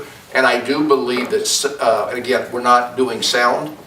I believe permits create parking and that. And so you got the same number of people trying to evacuate out of their driveways. So that's kind of why I'm going to adjacent properties and I'm abandoning my feet separation. Okay. So I do think, yeah, a 2-lot buffer. A 2-lot buffer does not get us anywhere towards the elimination of 3 of these. And so I think if we do a 4-lot buffer, you do. So we can either go 4 and then lower the cap, which I don't want to do. I like having a 15% cap in every single neighborhood. It's just a staunch opinion of mine. We're all in this together. We all benefit from the tax revenues. We all benefit from the jobs. So I would like to keep it at 15%. And if we go 4 lots, then we get down to the right density without changing density. That's a really good point, Keith. 4, 4. I'll go with 4. okay. Glenn? I don't agree, but I'm listening.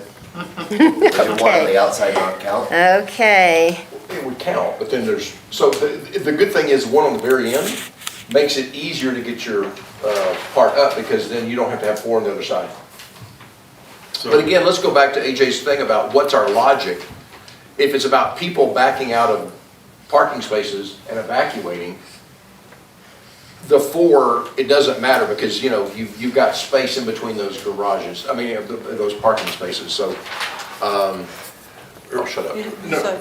No, I just want to make sure, Ernie's trailer for the record, I just want to make sure I understand it in my head, because we're gonna, you know, if this goes through, we would have to administer this.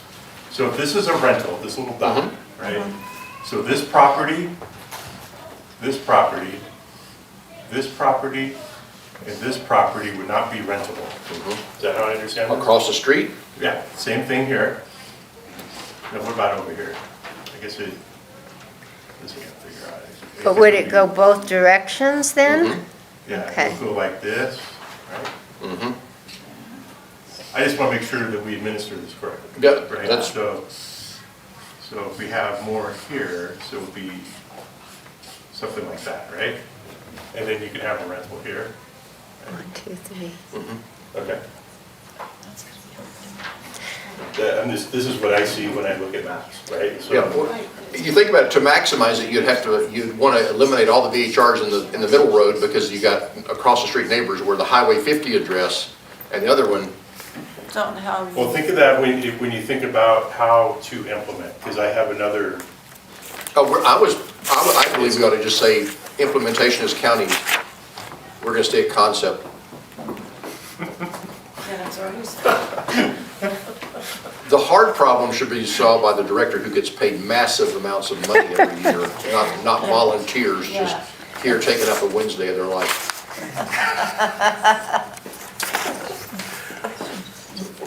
And so- The so-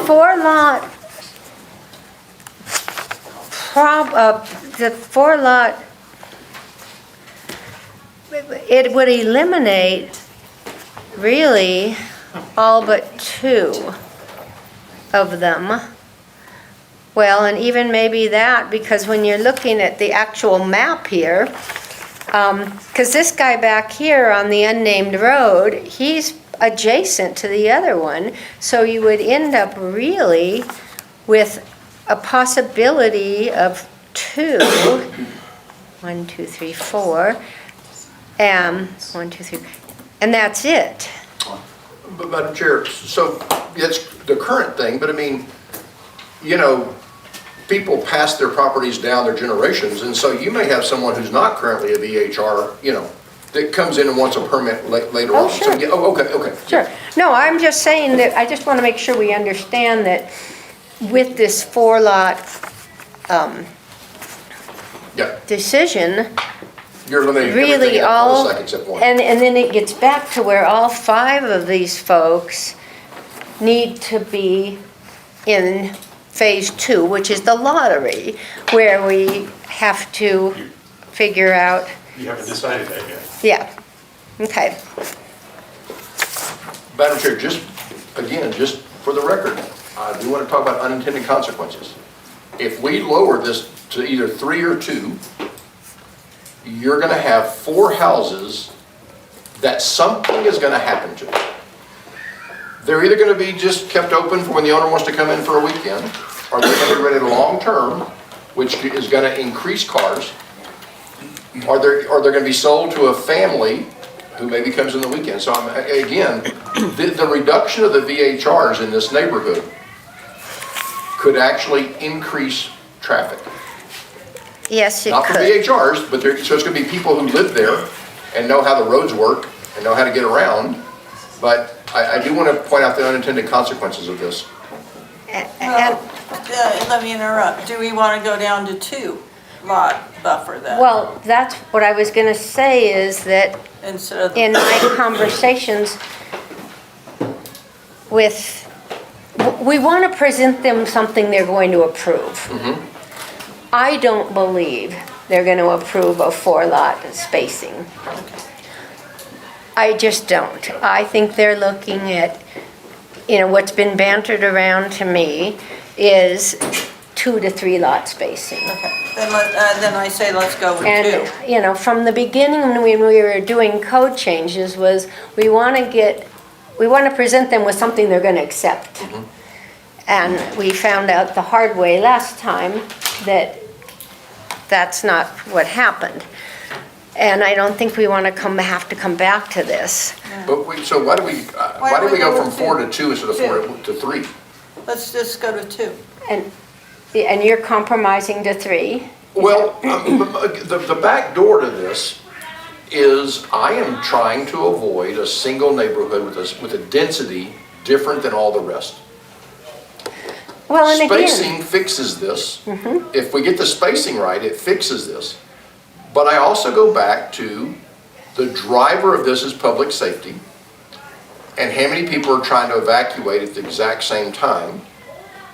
And so that's, I think we could, I'm not saying 2's wrong. I'm saying we went from 4 to 2 really quickly, and I think we ought to consider 3. But again, not knowing what's going to happen to these VHRs who aren't VHRs anymore, I don't know if I can figure it out. So I will go with whatever the consensus is, either 2, 3, or 4. I would like us to build a template for down the road, because we are going to be doing this again. If it's not this neighborhood, it's going to be some other neighborhood. Slow So death. at least we'll have, and I'm sort of in line with you, Keith. I'd like to compromise at 3. If the commissioners want to change that, the planning commission wants to change that, you know, so be it. But I'm not uncomfortable with 2, but in this particular neighborhood, I'd like to see 3. Okay, Okay, I'm good. I'll go with 3. Okay. Glenn? Permanent. After much deliberation, everyone gave up. 3 to 3, I think, was what the notes will show. Glenn, I wish you were here.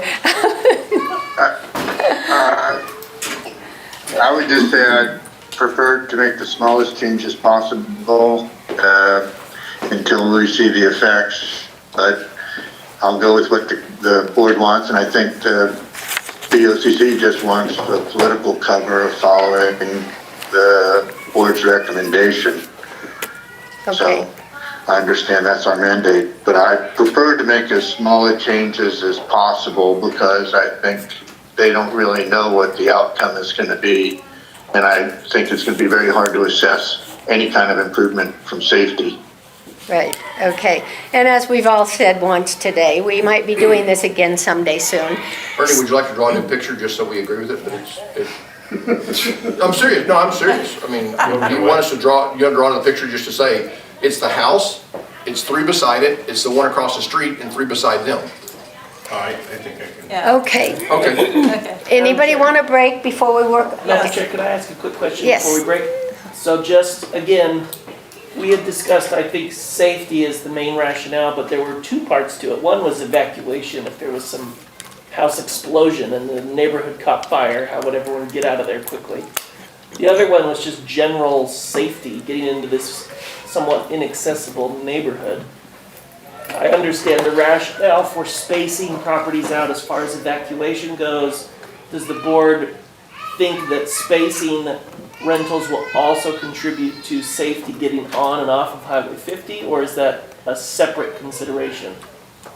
I do not think it will. You could have all in the cul-de-sac that still have a choke point.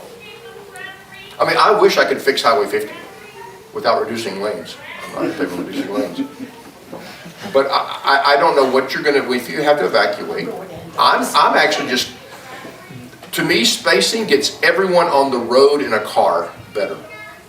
It doesn't reduce that checkpoint, and hopefully we would have a 4-lane highway out of here during an evacuation anyway, right? So you're gonna be turning, actually going against traffic, I would assume, getting out of the mountain on this thing.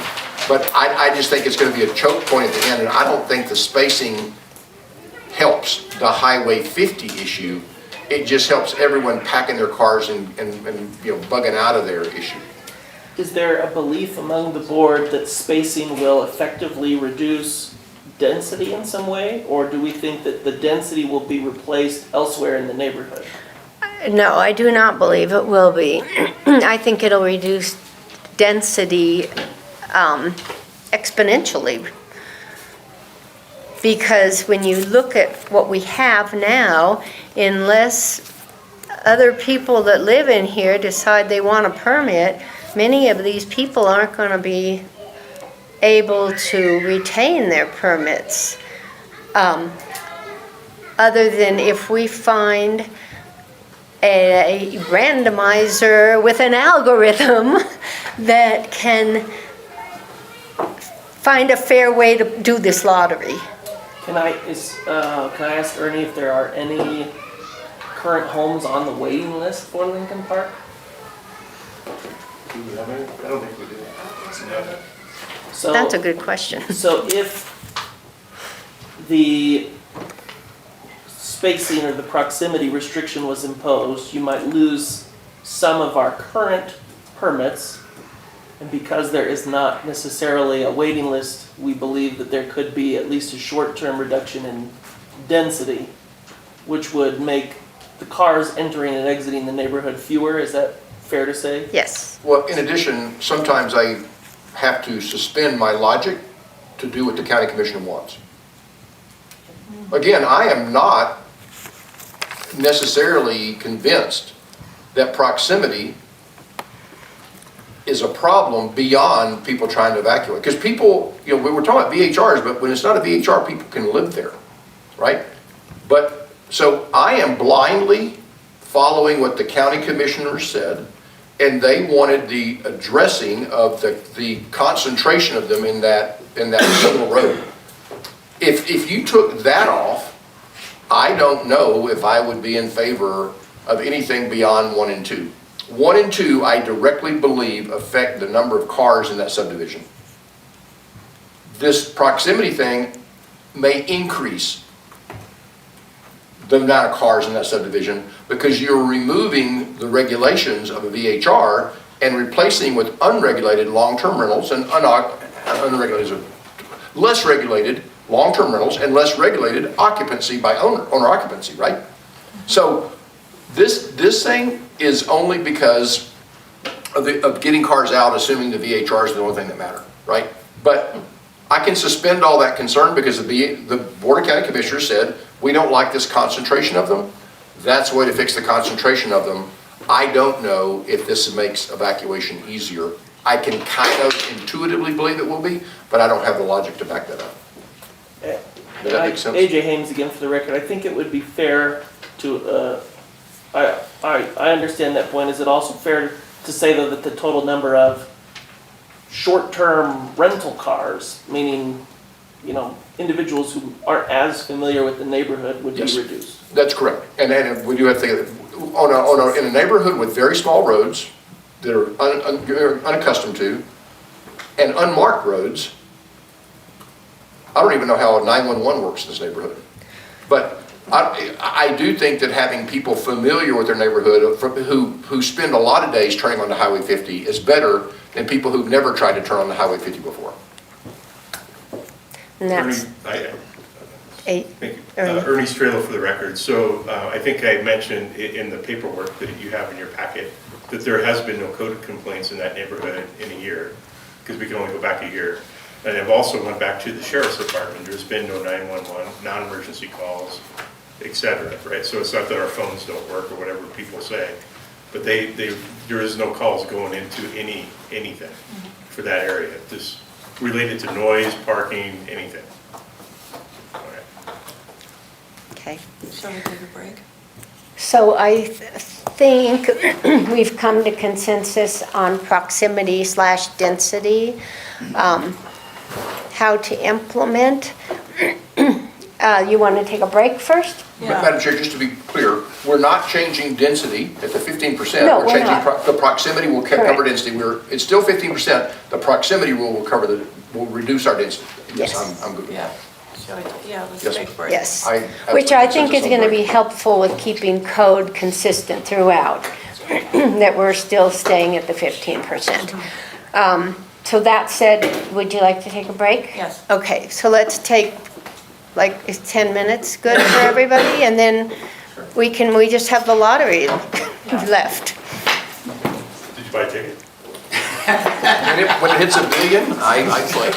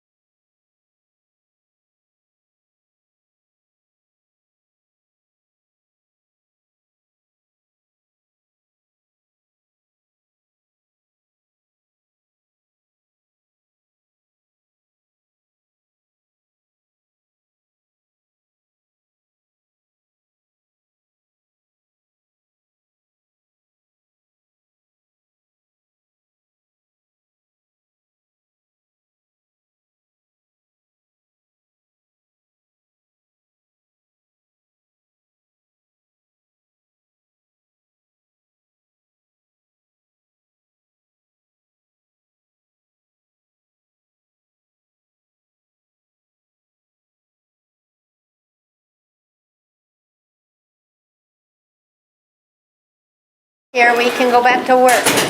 Double check with Glenn, just for the record. Glenn, are you there? I am. Okay, we are going to move on now to the how to implement the 3-lot spacing. And the things on our list, lottery system, nights rented per year, Well, you have, or sunsetting all the permits first, and then looking at a lottery system.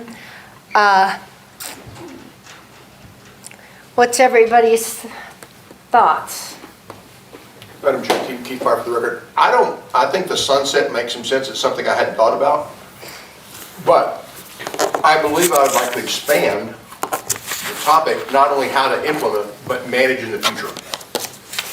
Because to me,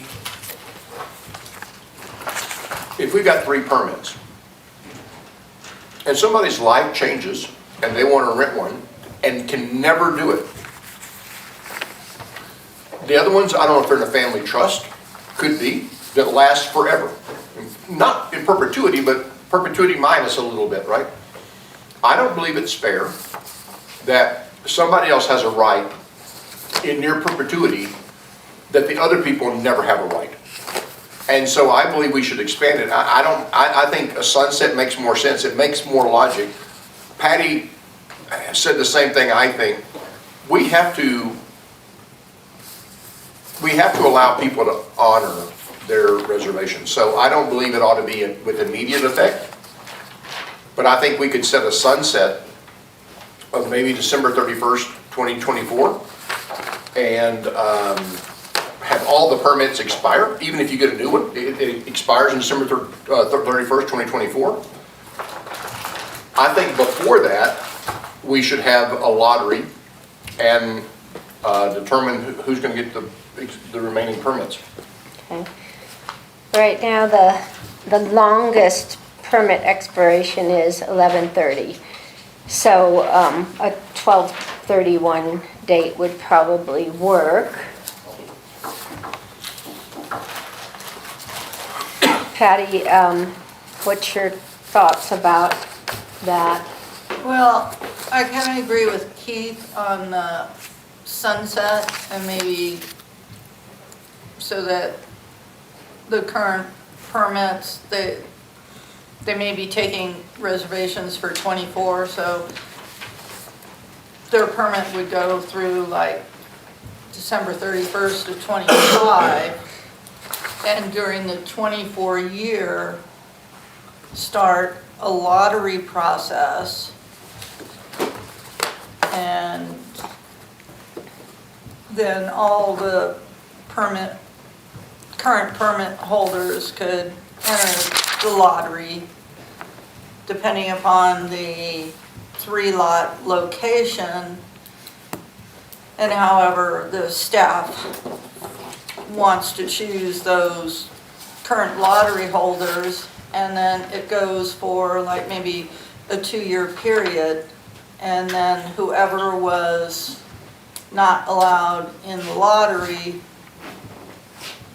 would be placed back in there, and the people that had the permit for the 2 years, they would be out and let other people have a chance to get in there. And then if, like, let's say there was, out of those, how many permits? Let's say 10 VHR permits are available, and 10 applicants, and there was 7 permits. Then the 3 that were cut out would be in there along with, you know, the other people, and, you know, somehow get it so that, you know, the new people could have a chance in there. Right. They would have that first, and then the other people would get the lottery. But that would give them at least, you know, a year of reservations, and a year kind of rotate, like every 2 years. I don't know specifics of how you would set up the lottery, Well, depending upon how many applicants were in there. we could, But whoever was left out, who didn't get chosen in the first lottery, and any new applicants would have the first opportunity for the permit. And then whoever was left on the waiting list, so to speak, then they would be added in for whatever remaining VHR permits would be available. the other, I think, good part about looking at a 1231 sunset is you've got the two multi-permit holders, and this gives them the option of making a good decision, a good business decision when December or October rolls around and they have to give up a permit. And that could work in our favor and make it a little bit easier to manage the lottery system. I think I think as a business person, I would want to be weighing this information onto which permit I'm gonna give up. So, I like that part one of a sunset. Glenn, let's go to you. I would just say as a permit holder, a December 31st, New Year's Eve is probably not the best end date because I've never had anyone check out on December 31st. I'd probably say it should be January 2nd or something like that, honestly, to allow somebody to finish their reservation. Basically, I understand you all want a lottery. I don't particularly think that's a fair way to distribute it because I think every homeowner has an equal right to rent for a portion of the time that they own their home. But I'm sure I'm outvoted 3-1, so I'll just leave it at that. I'm sorry, Glenn, when you have a limited resource, more people want the resource than resources available, what is more fair than a lottery? Because lottery just works I fine. think you can divide what up would you say? the amount that is allowed by commissioners, and if there were 37 permits there, and everybody would be entitled to 1/37th of whatever that allotment is, and if you don't want to divide it up by the allowable nights to rent to guests, then you could divide it up by the weeks like a timeshare organization does, where certain people are entitled to, if you only were entitled to half the weeks, then you'd be able to rent every other week, or you divide it up by the months. But there are multiple fair ways so that everybody bears the impact and nobody bears the impact completely, because we don't know everybody's circumstances. Somebody there might be an elderly person whose only income is from the rent once in a while, or they're paying their mortgage. I don't know any of the details, but I know to ask one person in a neighborhood to bear all the responsibility because of a lottery doesn't appear to be fair to me.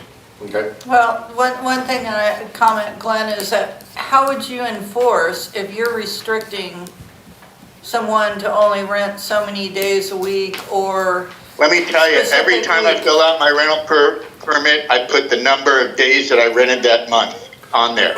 Say there's 500 permits. The person that's collecting my money and cashing my check sees how many days I had. I can have a list of 500 permits and how many nights that they've reported they've rented in a certain year. And if somebody gets a permit in Lincoln Park that says they can rent for 60 days, they can choose their 60 days. If they go through and they rent 61 days, Ernie can slap them with up to a $20,000 fine.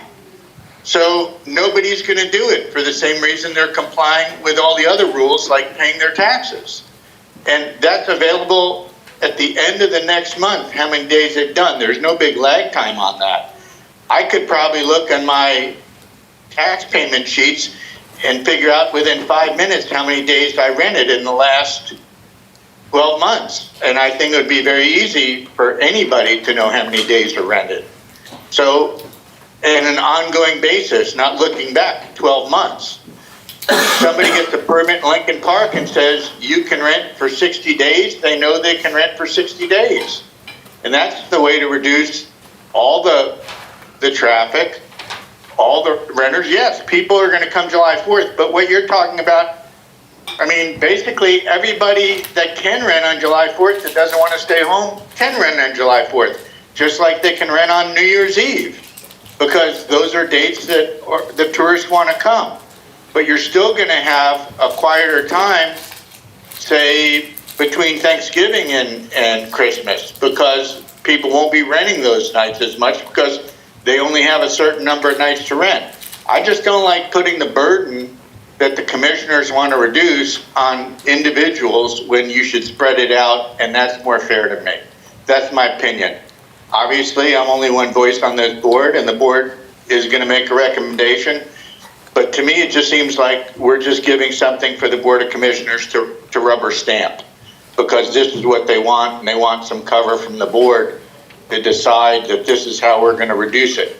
I honestly don't see a big safety improvement from all the things we're doing.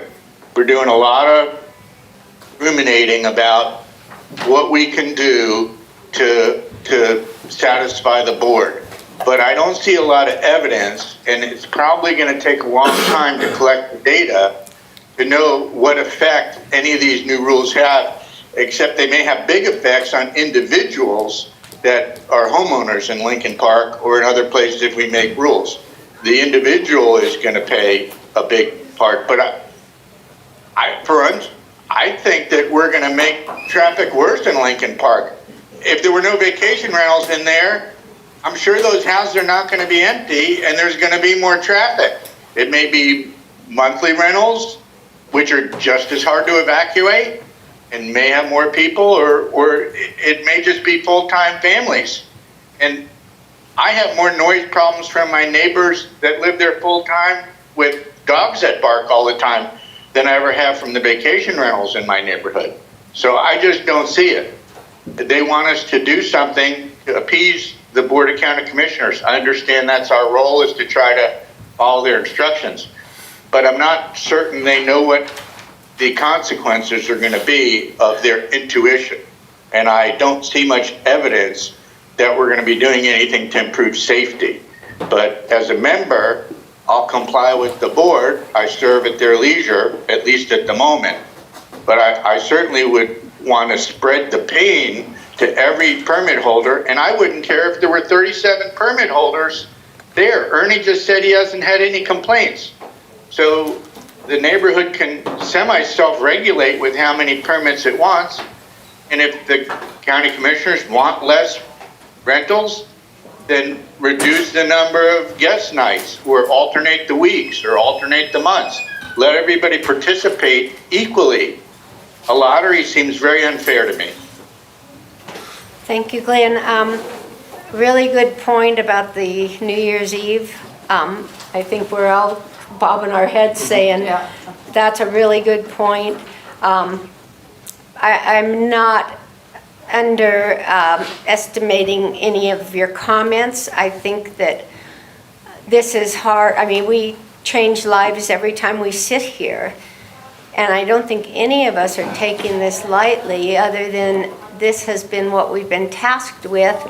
And it has been to reduce the number of rentals in there, not reduce the number of days that it's rented. Because one of the comments that was made by one of the commissioners was that their occupancy is the highest in the township during the summer months. And that wouldn't change that, and that was one of the things that was troubling the Well, commissioners. If they just wanted to do that, they wouldn't have even had to get our permission. They could have simply said to Ernie, we have 500 permits or something, and I want you to make it 300 and start not renewing it. They wanted input from somebody that was going to be thoughtful about it.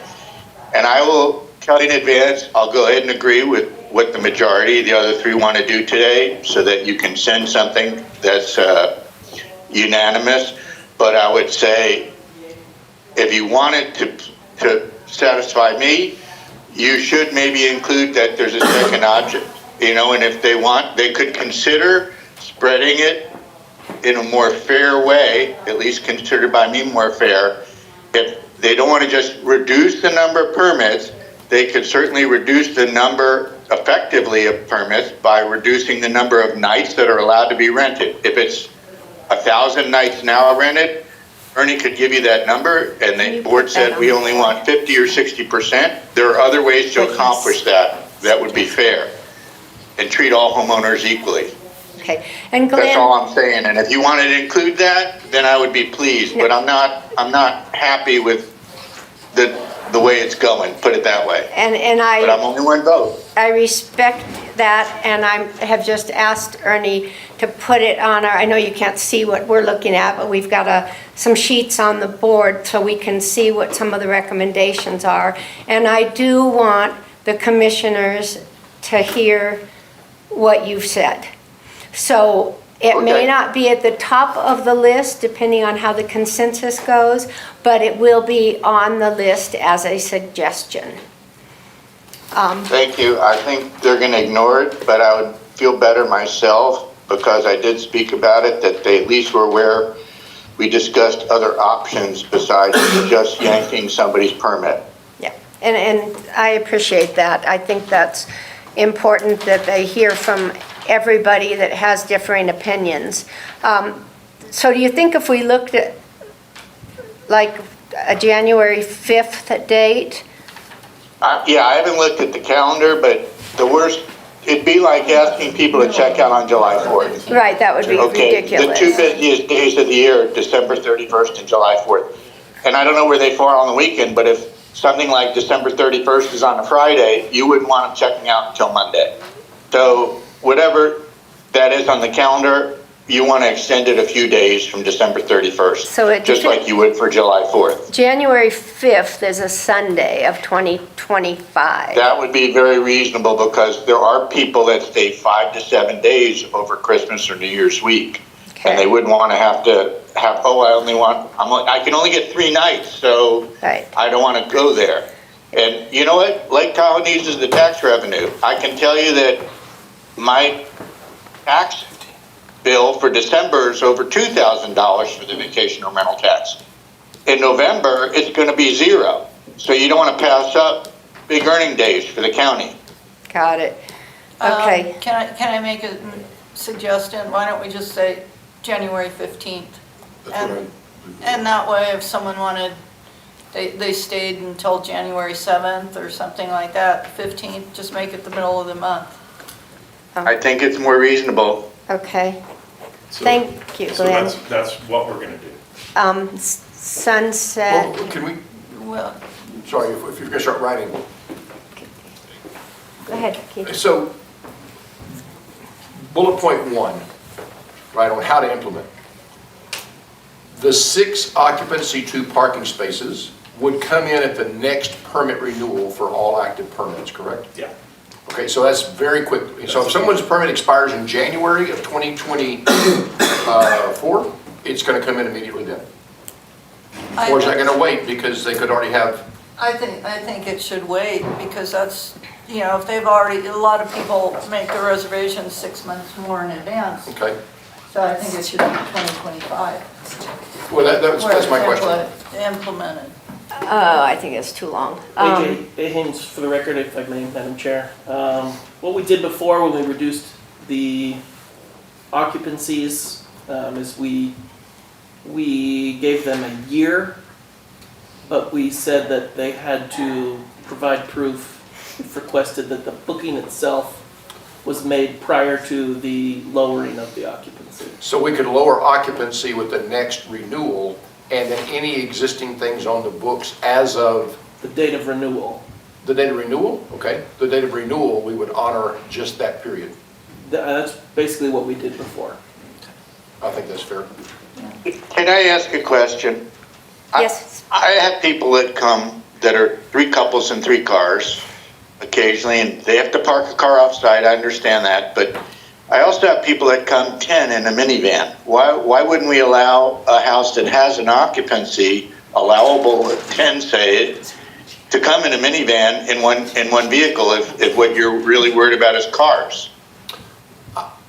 Just keep fire for the record. My logic is that we're looking for compliance because enforcement is difficult.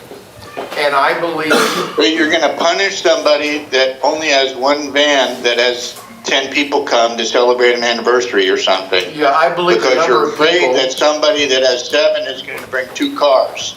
Yeah, Glenn, I There's a rule believe that the breaker. number of people, 10 people coming in a van is so rare, I'm not saying it's, not happening, is that by removing that ability, you're gonna remove all of the 6 people coming in 3 cars. Or are the 8 people who are coming in 4 cars. So yeah, I believe reducing occupancy will set a tone at the time of rental, because, if you start in the To front me, end of that's this. like saying you wanna take the guns out of the hands of everybody because criminals have guns.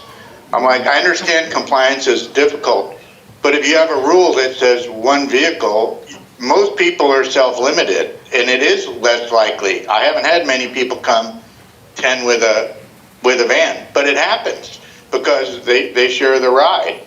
So, I don't know. I just think we're micromanaging it in the hopes of improving compliance.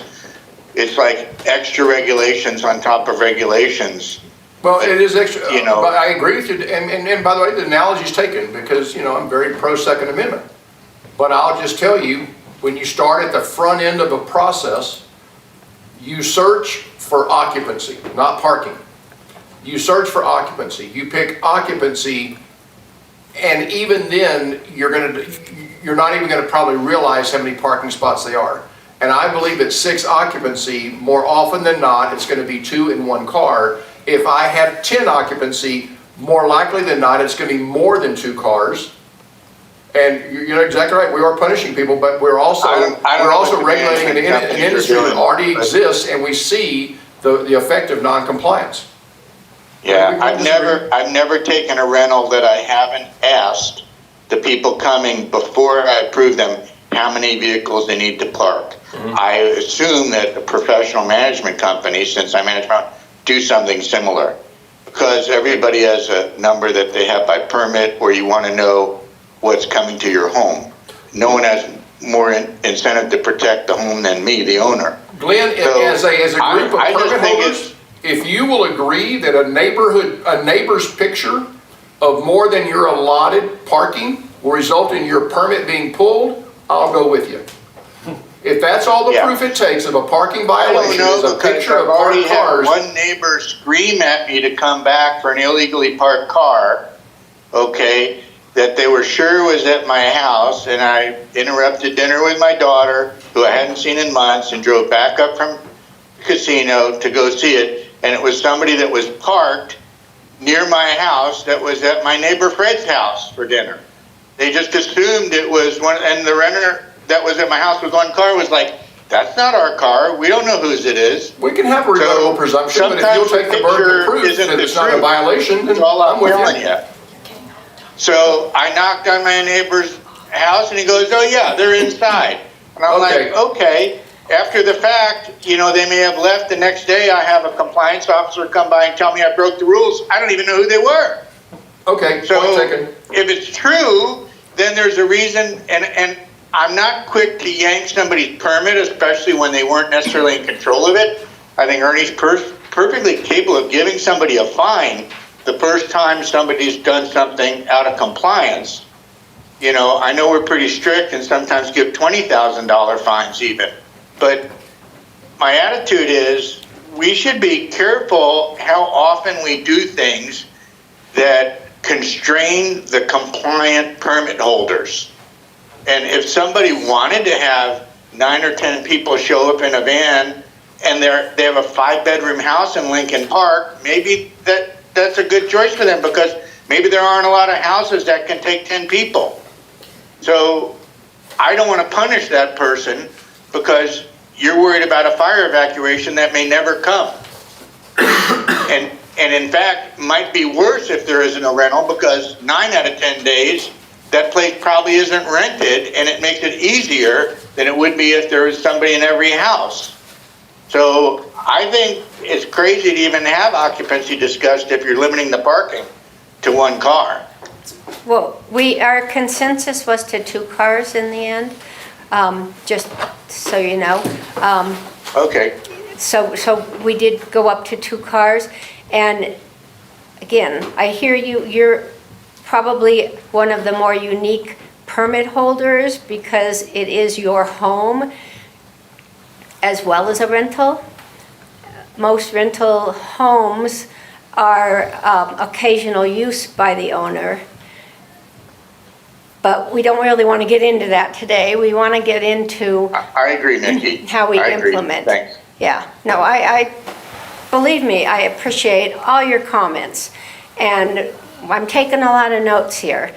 And we're just trying to solve the Lincoln Park problem today, which is, like you said, I agree. we're tasked with it. So let's go on to where were we? How to implement. So we looked at, before we sunset, we wanted to look at what kind of system we wanted to use, or I've kind of lost my train of thought here. Ernie, what's my train of thought? Ernie Strelo for the record.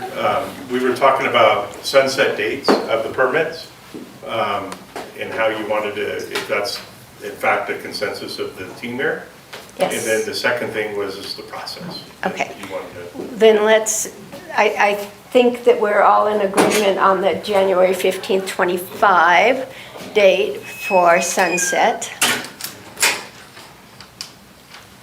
Which for anybody that's listening to this, that's a permit holder, I know we're probably scaring the heck out of them right now.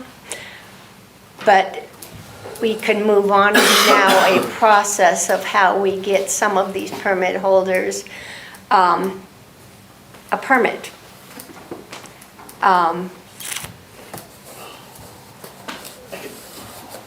AJ AJ? Haynes, just to summarize, try to help move this forward, I think there were 2 basic proposals. One was sunset everybody, and then do a drawing for new permits.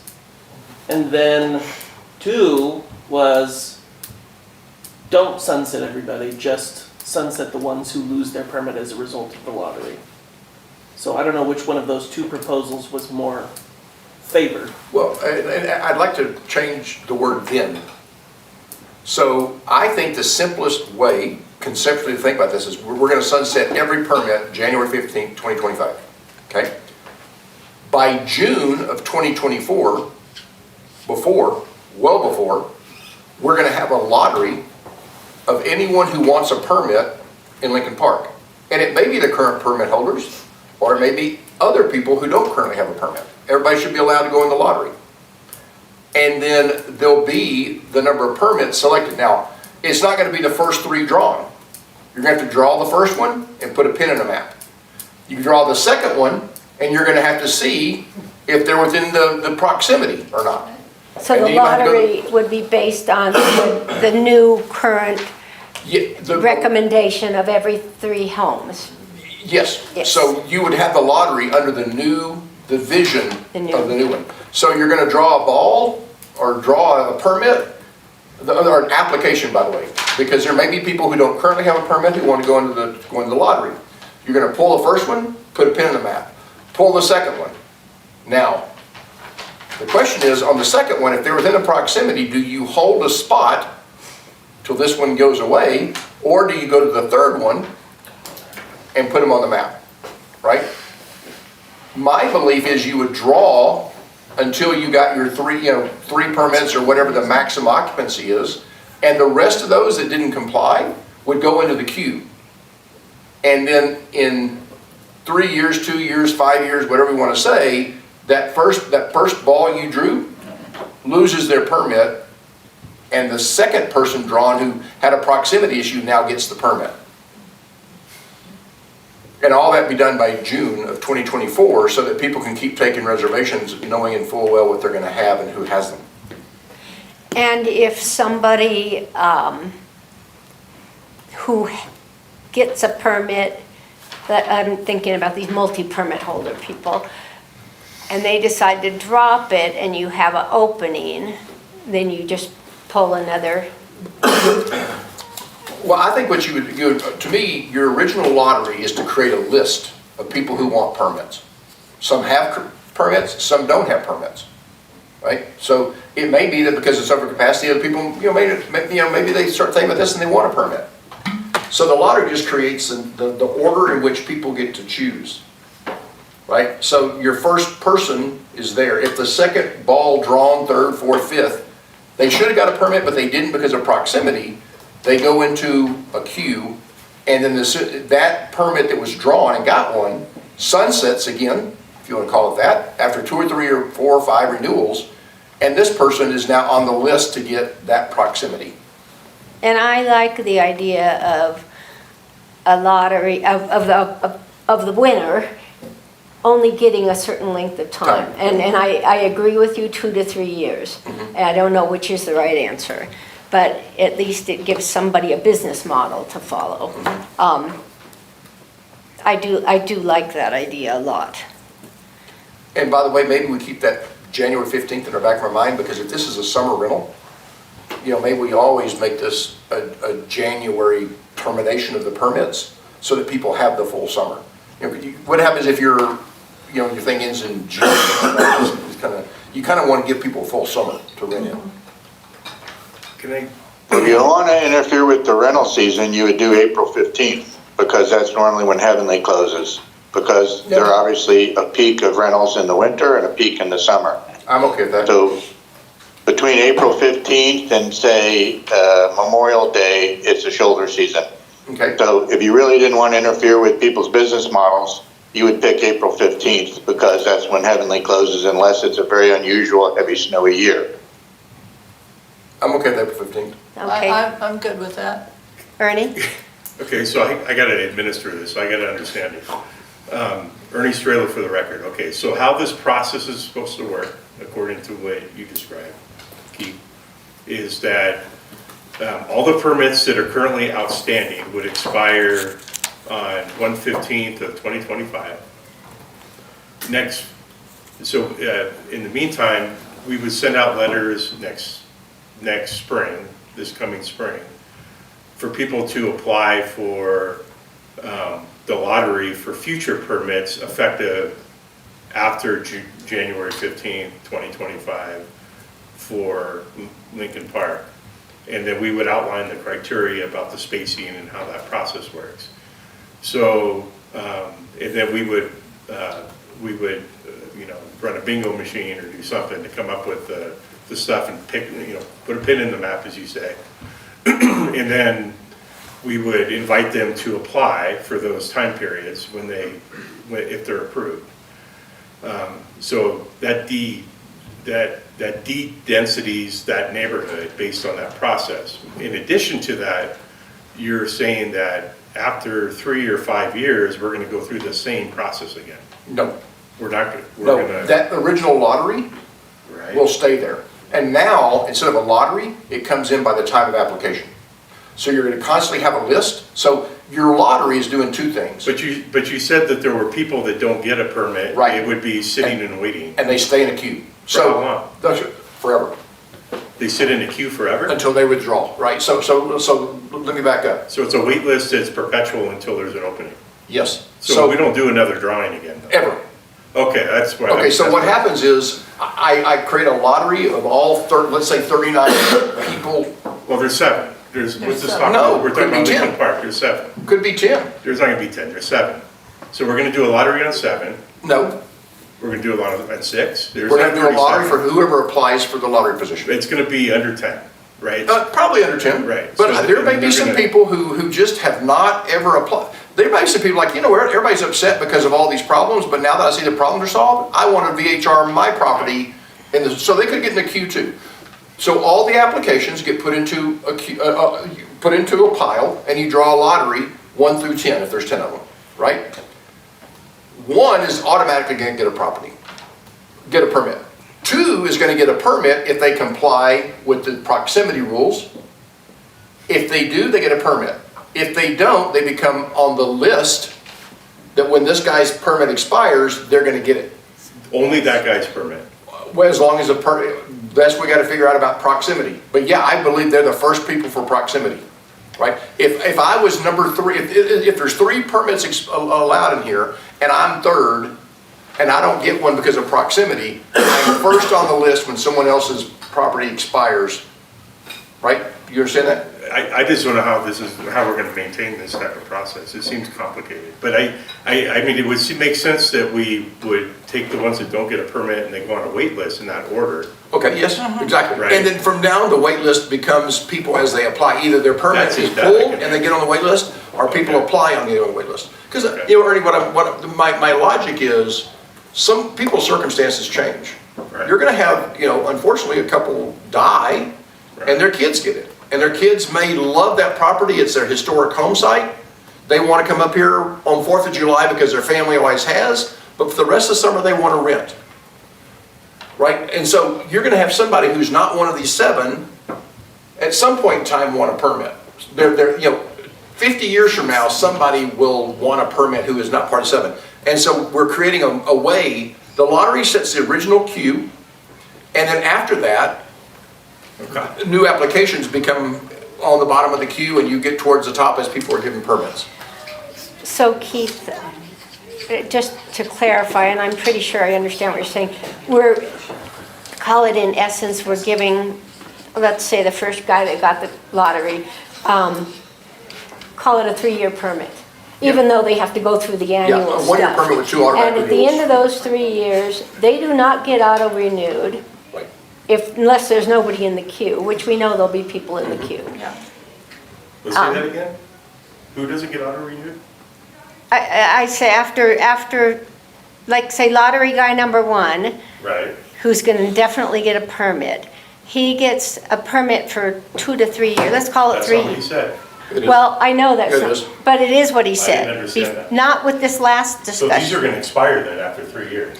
So that somebody else on the queue can get an opportunity. Renewable for 3. Yes, renewable subject to all the other conditions for 3 years, It's yes. gonna be complicated. No, it's not. Yeah, it is. It is. So so if you think about it, let's take it the very first permit you draw. He's definitely gonna get one because he has no proximity issues because there's not another single thing on the map. He's gonna be able to renew his permit twice, subject to all the other conditions. And after those 2 renewals, he loses his right to renew. After 3 years. Right, 2 years? 2 years plus, 1 plus 2, after 3 years, counting that first one. He's then gonna get back in the queue, and we're gonna pull the top guy in the queue and see if he meets the proximity. So we go back to the wait list and see if. The wait list, and The wait then, list. Okay. AJ, to me, this reduces again the exposure to Douglas County if these other people somewhere down the road can get a permit, even though it's not this year, even though they might have to wait 3 years.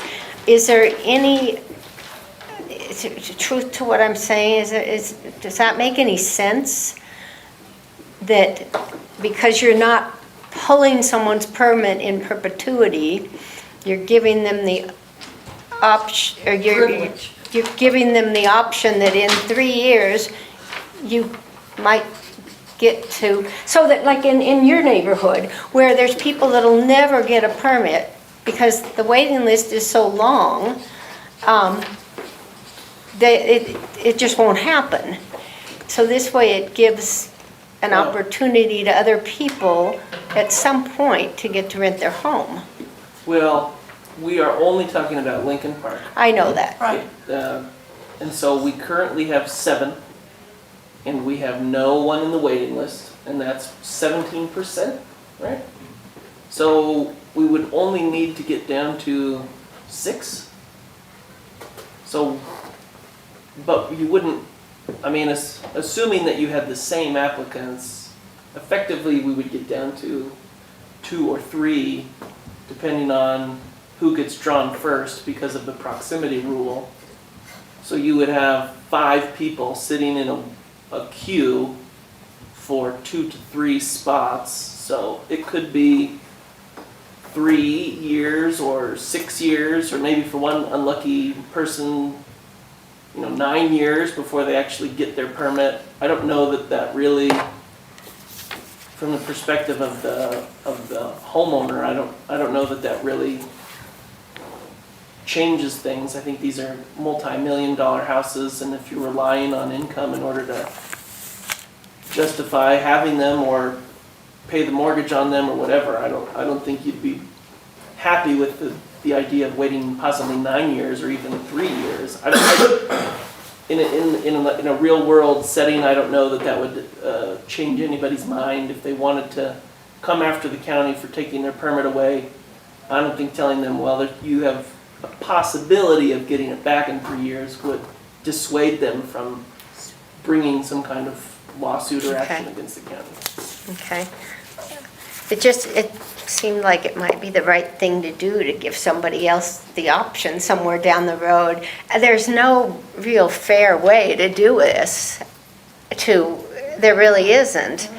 I think it's fair, it's just not pleasant. Well, it's not fair because you've got the two other permit holders that are far enough away that they're already They'll probably keep it forever. Yeah. kind of Yeah. covered.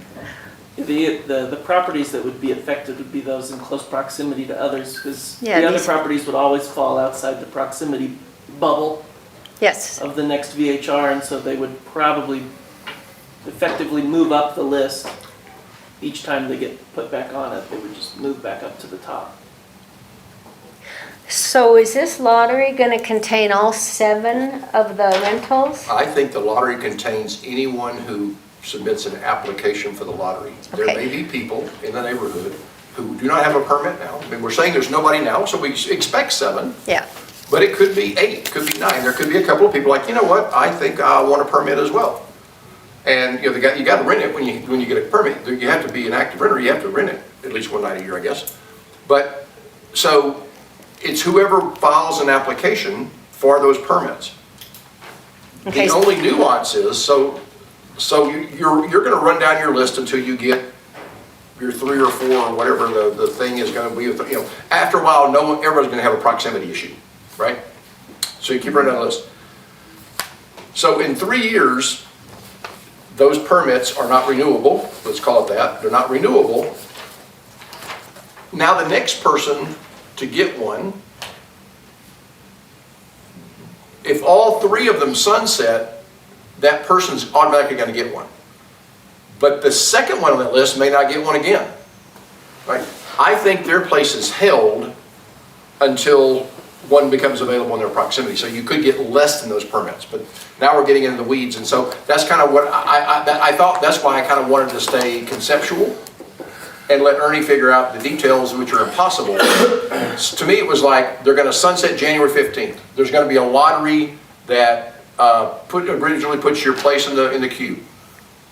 The permits are not automatically renewable after, automatically renewable subject conditions. I don't know if we have a term for that, right? You got to meet all the other conditions, but if you meet the conditions, you have a right to renew. That lasts 3 years. And then you lose your right to renew, and the list keeps moving forward. To me, that's the kind of level to stay at and have Ernie work out the details. What if they were staggered? Well, the thing is Ernie wasn't asked to do this. We were asked to come up with how it's going to be implemented. And so we can't punt to Ernie. We have to come up with a plan. Okay? That's my understanding. AJ, am I wrong? Yeah, Yes. the board wanted this advisory board to propose a way to reduce the amount of permits in Lincoln Park. Okay, paragraph for the record. How about sunset January 15th, 2025, and there's only 6 permits allowed, which would get the density down to 15. All applicants go in a lottery system. You pull out 6, those people get it for a year.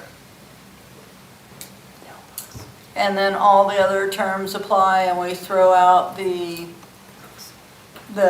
spacing on it. You know, the 2-lot separation or the 3-lot separation, and just make it easy for Ernie and the staff and enforcement, and just say, okay, after January 15th, 2025, Lincoln Park only has 6 permits. Everybody throws in their applications for it, and it's up to the staff to go through the applications, and whoever gets their application in number 1, that's what they look at. They go down to number 6. If those 6 people meet all terms and regulations and everything else, then they get it. And then maybe just put a limit that, the next, they're renewable for 3 years, and then it's going to be open applications for all 6 permits, and that will give another person a chance to come in there and do it, but they know that they've got the 3 years. Okay, what I was and I'm gonna get to you, Glenn. What I was hopeful of is that we would give the commissioners a few different options. And we're talking now about a few different options. We have Glenn's option, we've got Keith's option, we've got your option now. And I don't think there's really anything wrong with giving them our discussions and let them, because ultimately they have to make the decision anyway, and we can rate our discussion as to what we, maybe 2 of them like this and 3 of them like that, or 1 of them like this and 2 like that and 1 like the other. But at least it gives them some food for thought without them having to spend the time we're spending talking about this.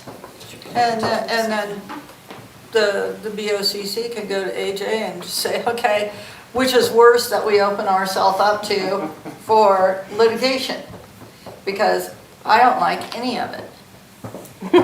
Madam Chair, can I ask a question of just a clarification on Patty's proposal?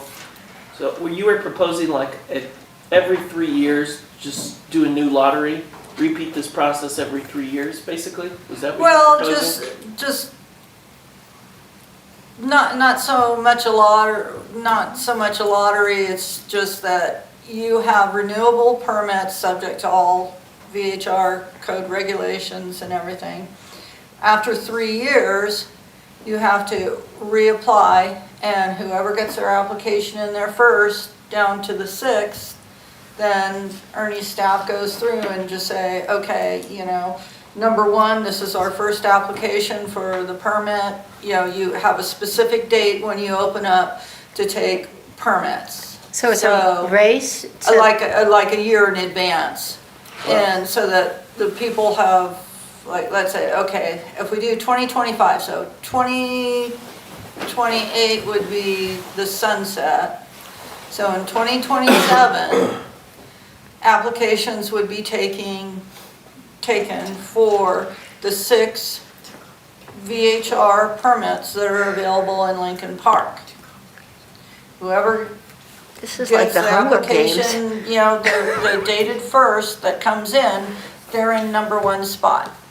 So if like June 1st, applications are being accepted for the 2028 3-year option VHR. Application comes in June 1st, they're number 1. Application comes in June 2nd, they're number 2. Application comes in June 10th, they're number 3, until you get the 6th. And then everybody else is on the waiting list, subject to the applications being processed and everybody complying. Okay, I think I understand that. Could I ask Ernie, you've heard us talk about objectives, right? We need to get the reduction, so we want them all sunsetted, and the new rules to come into existence. We believe that the ability to get a permit, be it a right or an obligation, whatever, just say the ability to get a permit, everyone should have an equal opportunity to do that. and so that the permits have to sunset. If you take those 2 or 3, or I can't remember how many criteria those were, can you think of a efficient system? I mean, my problem having a lottery every 3 years, AJ, is that I understand I have the same chance of a permit. So my very, very granular question is, if Patty has a permit and I don't, do I have a preferential right over Patty to get the next one? Or are Patty and I, are we equal to get the next permit? So in other words, the way I was going is, I'm gonna get a churn of permits. I'm gonna have one, if there, let's say there's 3 applied, not only 6 people interested, every other 3 years, I'm gonna get one. Or it could be that Patty has one for 12 years because she's incredibly lucky in a lottery, and I don't have one for 12 years. And so that's why I had, the lottery creates a list, and then after that, new applications get on the bottom of the list, and it just keeps churning upwards. But so every 3 years, permits are gonna come off, and we see who gets on. But if I'm on the list, every year I'm on the list, I have an increased likelihood to get a permit. You see what I'm saying? Because at some point in time, I'm not gonna have a proximity issue. Because you'll be number 1. Because I'll be number 1. Well, number 1 could have a proximity issue, because if they all expire in every 3 years, if all of them expire at the same time, that works. Then you wouldn't, yeah. So original lottery, 3-year permittable, and then every 3 years but now instead of a lottery, you're taking the waiting list as it churns. And so the waiting list becomes from the permits we don't issue the first time, and then as each permit comes in, they get added to the bottom of the list based on the calendar. Glenn? Glenn, did you have something to add? I think the proximity is inherently unfair, but if you're going to deal with it, I agree that at least if you have a lottery the first time, which isn't necessarily fair, but is understandable, the only way to overcome the proximity problem is to only have the lottery the first time, because you don't want someone renewing 4 times in a row. Because of proximity, the other guy can never move up the list. So you have a lottery the first time, we live with that. Whoever gets the permits, but then the proximity turns. It scrambles after that because they lose their permit, and then obviously the people to the bottom have to move up and they go back to the bottom. I mean, that's one of the few mechanisms to change the proximity bias. So I wouldn't have a lottery every 3 years. I would say that that's inherently unfair. I would say that the fairness is you have to accept it the first time, and after that, whoever is one of those 37 lots has a shot in the future, because the guy maybe that has the permit next door to him has to go to the bottom of the list, and you'll be ahead of him finally. So I would only have 1 lottery. Thank you. Yeah, I'm looking at this cluster, and I'm looking at it and looking at it, and the way these rentals are situated, it's going to be really difficult to find 2 of them that can even qualify. And it's going to be sometimes all the same people, because the one on the edge here that's up there on the Highway 50, he doesn't have anybody to speak of 3 doors down from him, but in front of him he does. These people that are 1, 2, 3 in a row have somebody across the street, or have somebody. It's going to be a very difficult mission to get everybody a chance over the course of time. Chris, Let me interrupt that. Chris wanted, sorry, go ahead. Was the BOCC, to me, it sounds like what they were most concerned with is density. And it seems like we're introducing a whole bunch of other problems into their problem of density. Why not tackle density, just a suggestion, and you've suggested ways to do that with the lottery. Were they as concerned with density clustering as you guys are, or were they just concerned with density in Lincoln Park, period? The clustering, that was the main thing, only because the other two are Far away. down, yeah. Yeah, they're opposite ends. And because these are at the end of that dead end, I think that was where the safety concerns came in. And Can I say one thing? What about reducing the spacing from 3 lots to 2, dropping it down to 6 permits for Lincoln Park, do the lottery the first time, and then just have it, after 3 years, then applicants can come in there.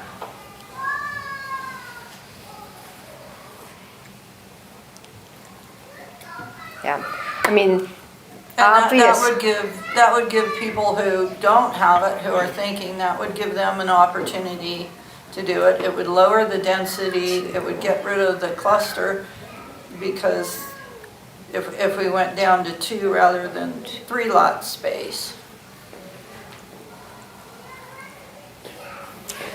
Madam Chair, can I Yes. lay out a scenario, just so I make sure we're all on the same page?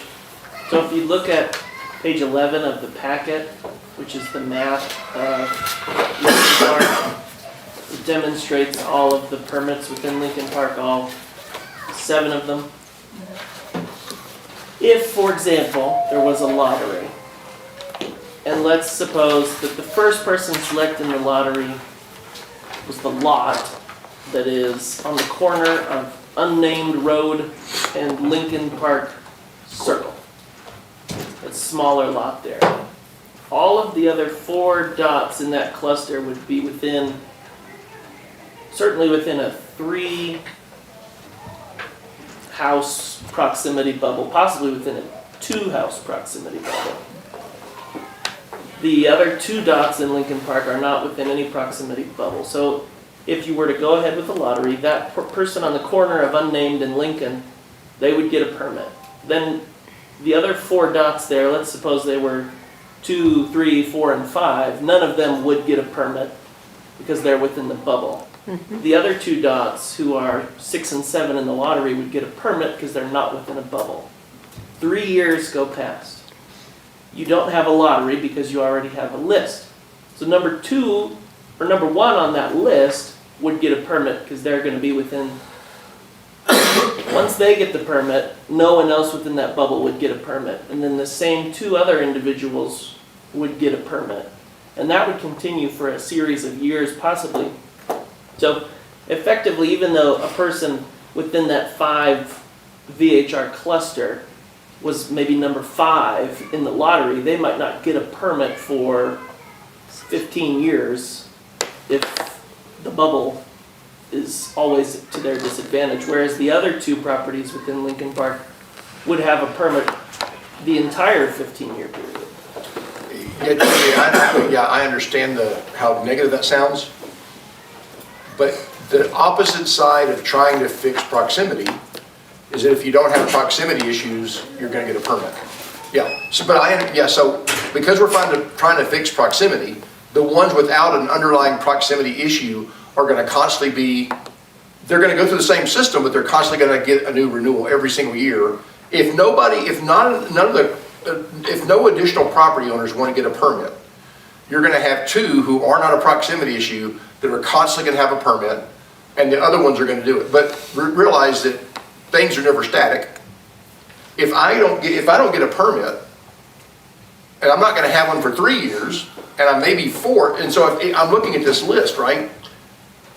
I know these 2 are always going to have one, and there's 1, 2, 3, 4, 5 with proximity issues, and I'm number 4. I know it's going to be 9 years till I get a permit. I may sell my property, or I might, my long-term lease, and by the way, I may long-term lease it for 5 or 6 years and then enter the permit when I do it. But yeah, so the downside of this is if you don't have proximity issues, you're not going to be affected by this, but I don't know if it's almost like medium the objective. Yeah, I mean, if the advisory board thinks that proximity is the best way to tackle the density issues identified by the board, then, Well, see, then the drawbacks of proximity are justified. to me, the proximity issue, again, it's health and safety, which is the differentiation of this neighborhood. And the proximity issue does affect evacuation. And it's probably not 4th of July. 4th of July, people are not going to get, this is going to be a bad neighborhood, right? But I guess the 3rd weekend of August, you're probably not going to, because of proximity, you're not going to have as many houses occupied. But let me interject here. It's like by having the VHRs down there, you're not going to have a big party house because they are regulated. And if we go down to 2 cars per house, then it's going to eliminate someone coming in there and having a big frat party with 6 cars at the house. So evacuation is going to be easier by having those regulated. So I think there's 2 issues to give to the BOCC, is to cut the occupancy down and the spaces, maybe sunset all the permits, do a lottery, and just have 6 permits available, rather than the 7 in Lincoln Park, and wait through attrition or something else for the cluster.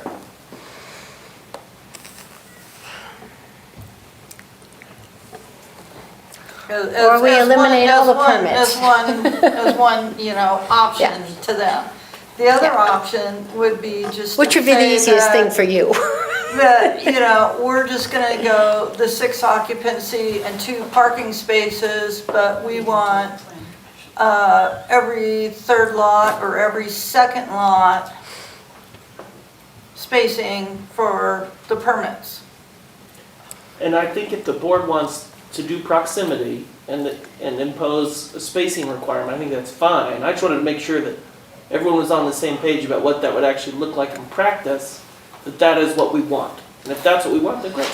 I just wanted to make sure we were conceptually understanding what would happen in real life if this were. But it just could be one of our many options that we present to the board. Probably could be less detailed as far as how the lottery would work. And talk about just reducing it down, I don't know, maybe by even 2 units and take it down closer to, 12% or whatever that number would be. I'm making that up.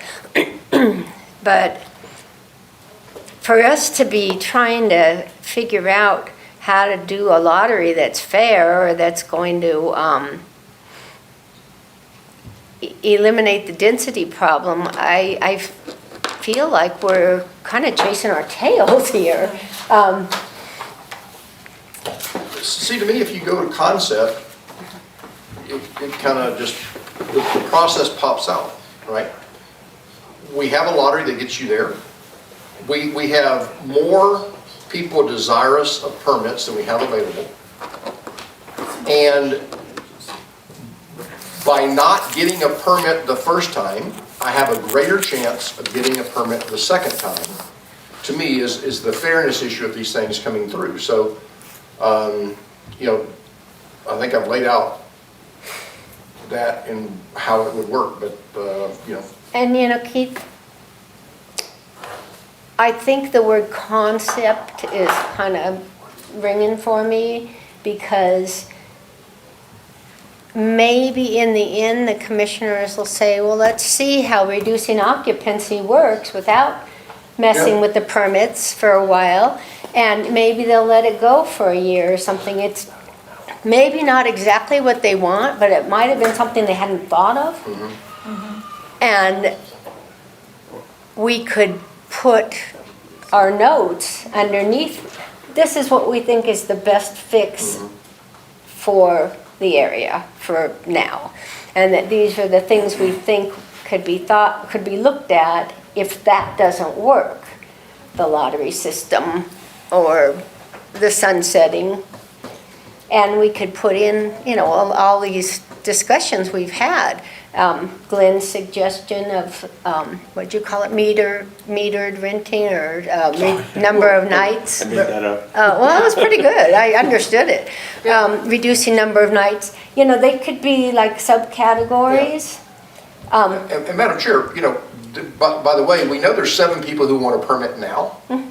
At 6 occupancy and 2 parking spaces, there may not be, my decision may be to sell this house. If I can't rent to 10 and I'm renting to 6 with only 2 parking spaces, maybe I decide I don't want to be a VHR anymore. So the staging this would actually be probably preferable.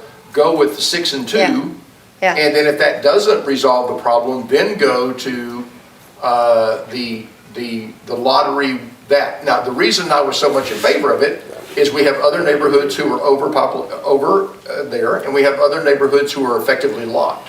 So that's why I wanted to spend so much time on the lottery, but I don't have a problem staging this and have occupancy and parking number 1. If that doesn't work, go to a permit, a proximity, which is going to require lottery. Right. Or reducing the number of nights rented. And I think, AJ, you probably have all the information you need to put this together in a logical form for the commissioners, kind of including, maybe not including, our little introduction of the density, proximity, occupancy, distance, that kind of thing. But Madam Chair. I think, AJ Haynes' record, I think we would propose it conceptually prior to drafting any kind of ordinance or anything like that. yeah, okay. And is it something that we would vote on today, the concept of what we want? Or would we just vote on our main recommendation is to reduce occupancy and parking? AJ Haynes, again for the record, I think you can do it however you want. I think what the Board of County Commissioners wanted was a concrete recommendation. If you can't provide a concrete recommendation, then you might consider a tiered set of recommendations with an option 1, 2, 3 in some kind of preference order, which would require some kind of vote. I don't think it would be sufficient to achieve the board's objectives if you were to just move to forward your discussion on to them. Okay. I don't think that would be sufficient. I think what they're looking for is something more concrete. They want some kind of motion, some kind of recommendation. And if it's multi-tiered with different options, I think that's okay. But I think they want more than just a discussion. Madam Chair, I just want to bring a point back. Any limitation of nights rented, I believe, will concentrate the rentals into specific periods. Starting 4th of July weekend will be, if you gave me 4 nights, that's the 4 nights I'm going to rent, and every possible place will be rented. If you give me 10, it's going to be summer. If you give me 15, it's going to be summer. If you give me 20, you're going to have to get to 30 nights rented before I ever try to rent in the winter. And so what we're going to do by limiting the number of rental nights is force everybody into the summer. So, go ahead. Glenn? It's not true. As a person that rents, I can tell you, the capacity is not changing on July 4th or New Year's Eve. If there is availability, you could rent one place 10 times. Those are always rented. That's the market. It's not concentrating it to July 4th if you cut it from 100 nights to 50. Those nights are always taken, okay?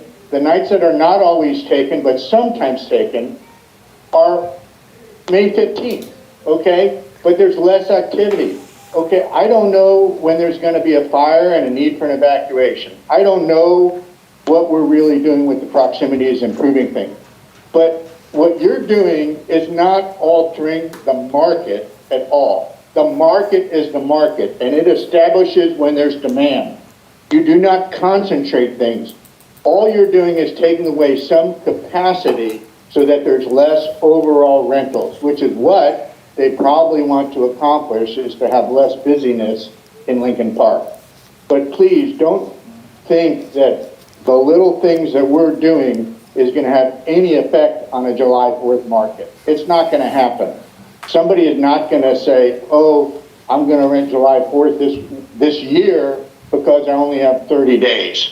It's always rented. I could rent my house 10 times over July 4th week, okay? The market will not change or adjust to this. All that happens is over the remaining non-busy weeks, there will be less rentals. And there will be less capacity, and people will go other places. They'll go to South Lake, they'll go to Vail, they'll stay in other places. But we're not affecting the market at all. Well, Glenn, maybe we're adamantly agreeing with each other. What I'm saying is a number of nights, by limiting the number of nights, you're not going to reduce the amount.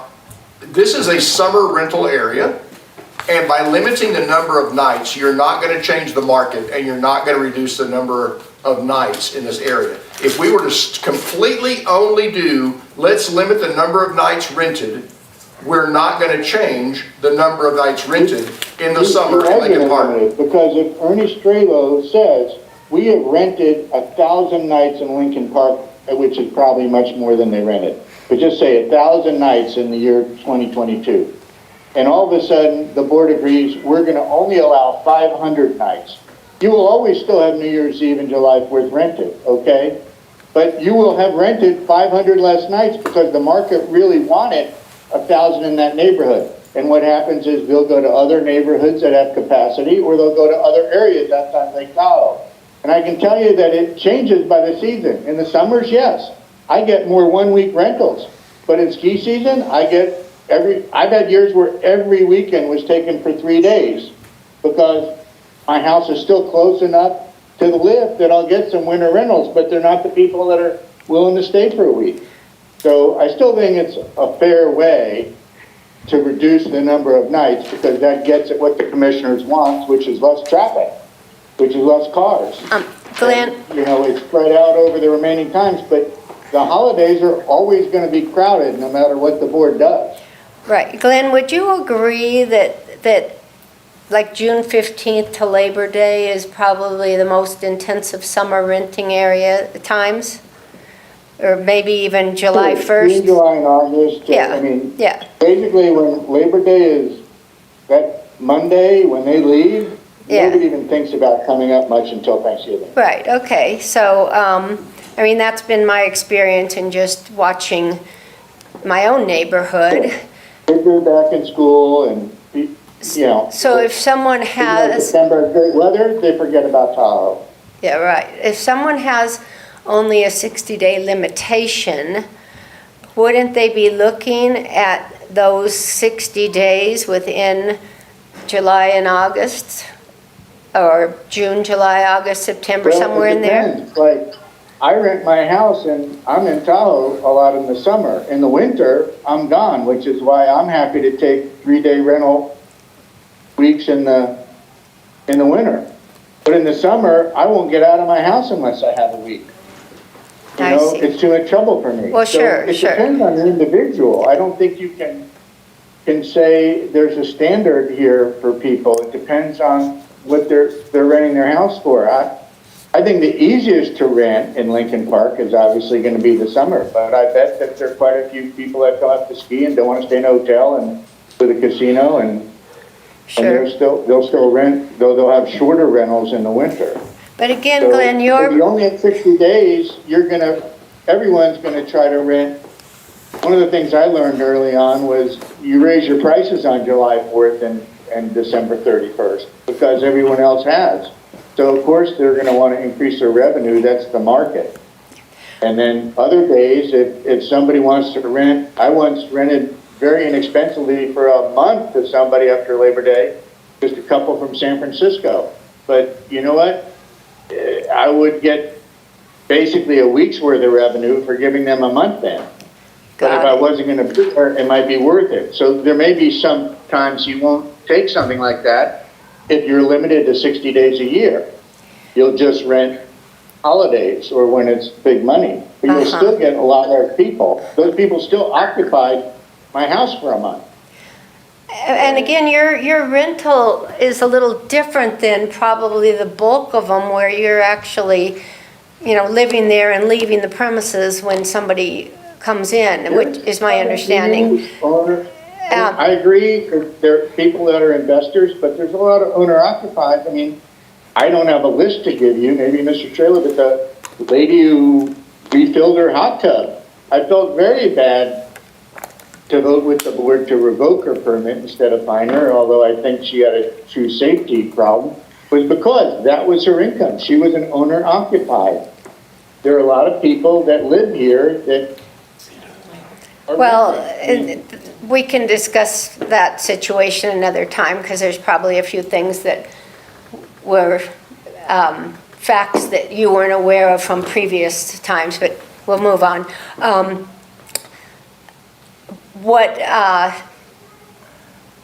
What do you think about us giving a tiered recommendation to the commissioners? I think the more information, thoughtful things you share with them, the better. I think they're making a political decision. Okay, Personal belief is that they may be creating more problems than they're curing, even for Lincoln Park. But I think they're looking ahead 2 moves in the chess game. yeah, And- well, And I don't really understand even the safety implications of proximity, because whether somebody is staying in the house for 30 days or 27 days, it's equally difficult for the fire department to evacuate everybody everywhere all at once. And unfortunately, that could happen over July 4th week if there's something terrible.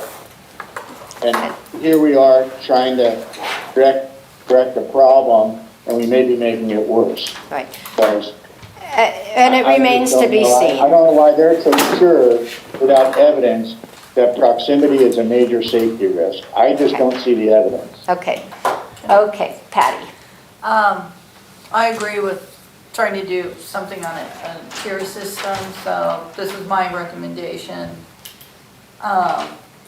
First priority, to reduce occupancy to 6 with 2 cars. Second is to sunset the permits 2025, and then only allow 6 permits for Lincoln Park. The third would be to reduce across the board the 7 permits, the allowable rental nights, which Glenn suggested. And then on a separate note is to have them define density. Have the board Have the define board density? define density, so that we have those definitions. I think we already have occupancy in the VH code. I think VHR we should code. define density for them. Well, We could, but it would be nice to have them come back, let them try and do something, and then come back to us, and we can say yay or nay, or give them ideas of what our ideas. The tone of this board is not for us to be doing back and forth. The Okay, tone of this board is for us to give them recommendations and, as Glenn knows, do our job and give okay, them advice. then Give, us, we render will them give advice. them the definition of density. Yeah, to me, I mean, we could put it forward to them just so we create consistent taxonomy, so we're talking the same words. And occupancy, I think everybody's got. Density is a percentage of allowable units within a neighborhood, and proximity is a relationship of one VHR permit to all others. And so that kind of creates that common taxonomy, so that when we talk about, you know, if one of the things is, because I still don't like rental nights, you know, I'm with you on 1, I'm with you on 2. My 3 would be to introduce a proximity guideline of 3, but, you know, the good thing is I think we might be a consensus on 1 and 2. 3 lots. Okay. And then number 4 would be a lottery. Well, to me, that is not a, so to me, it's 1, reduce occupancy and parking, Okay. right? And 2 is to sunset the permits, and that way you get down to the 6, which is under the 15 cap, right? Right. And then 3 is introduce proximity to having two properties in between any VHR, and that decision then creates a cascade. That is, then all of a sudden, you know, you gotta have a lottery, you've gotta have a queue, you've gotta have all the other stuff. So to me, those questions are just a subset of, we're gonna have a proximity rule. A proximity rule has knock-on effects on how to implement it. Okay. And you're suggesting 2 lots versus 3? Sorry, I know, I was just using, I thought we Yeah. decided, did we decide that? Well, we went from Well, 4 were to thinking 3. Every Four- third lot, every- every third lot. I'm okay with 3, yeah. Every third lot. So there's 2. I would go either 2 or, yeah, two lots in between each VHR. Okay. You got that? Okay, Believe it or not. okay, so it's not 3, it's 2, okay. It's a buffer of 2, Buffer of 2. okay. Every third. Every third lot.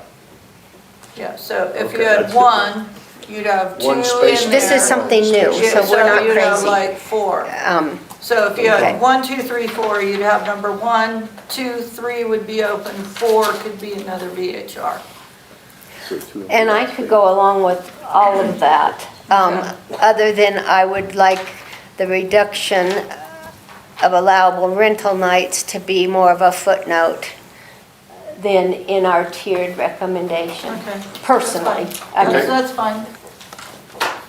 I'm Yeah, good, I'm I'm good with yeah. that. Madam Chair, can I just clarify, Patty, were you opposed to the proximity rule, or were you in favor of including that? I was in favor of including that on the tier with like the 2 lot spacing in between the VHRs. Right. So that would be, Number 3, so number 1 on the tier would be to reduce the occupancy.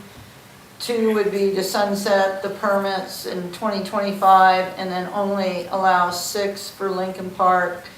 3 would be the lot spacing, and then the footnote of reducing the rental nights across the board in Lincoln Park. okay. I do want to point out, my only problem, because I agree with you 100%. My only problem is that we've taken an emergency issue, and the occupancy and parking won't really be coming into effect until 2025.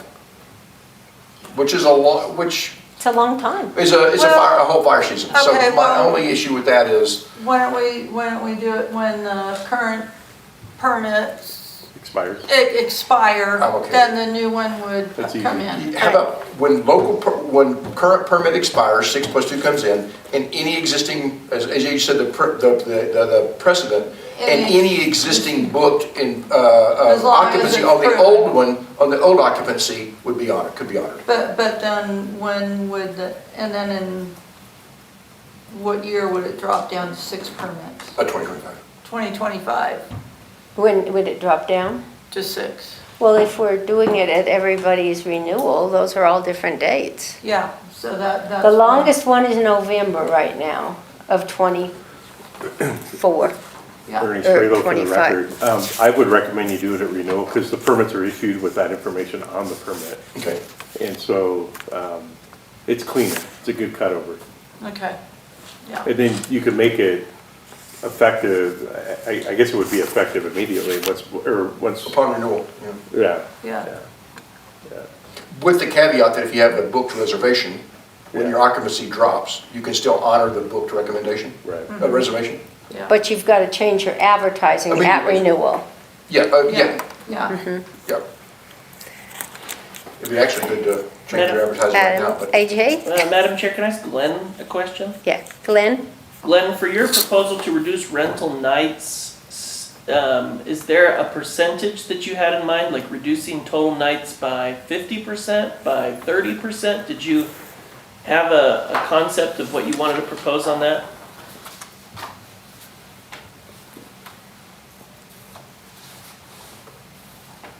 Glenn, are you there?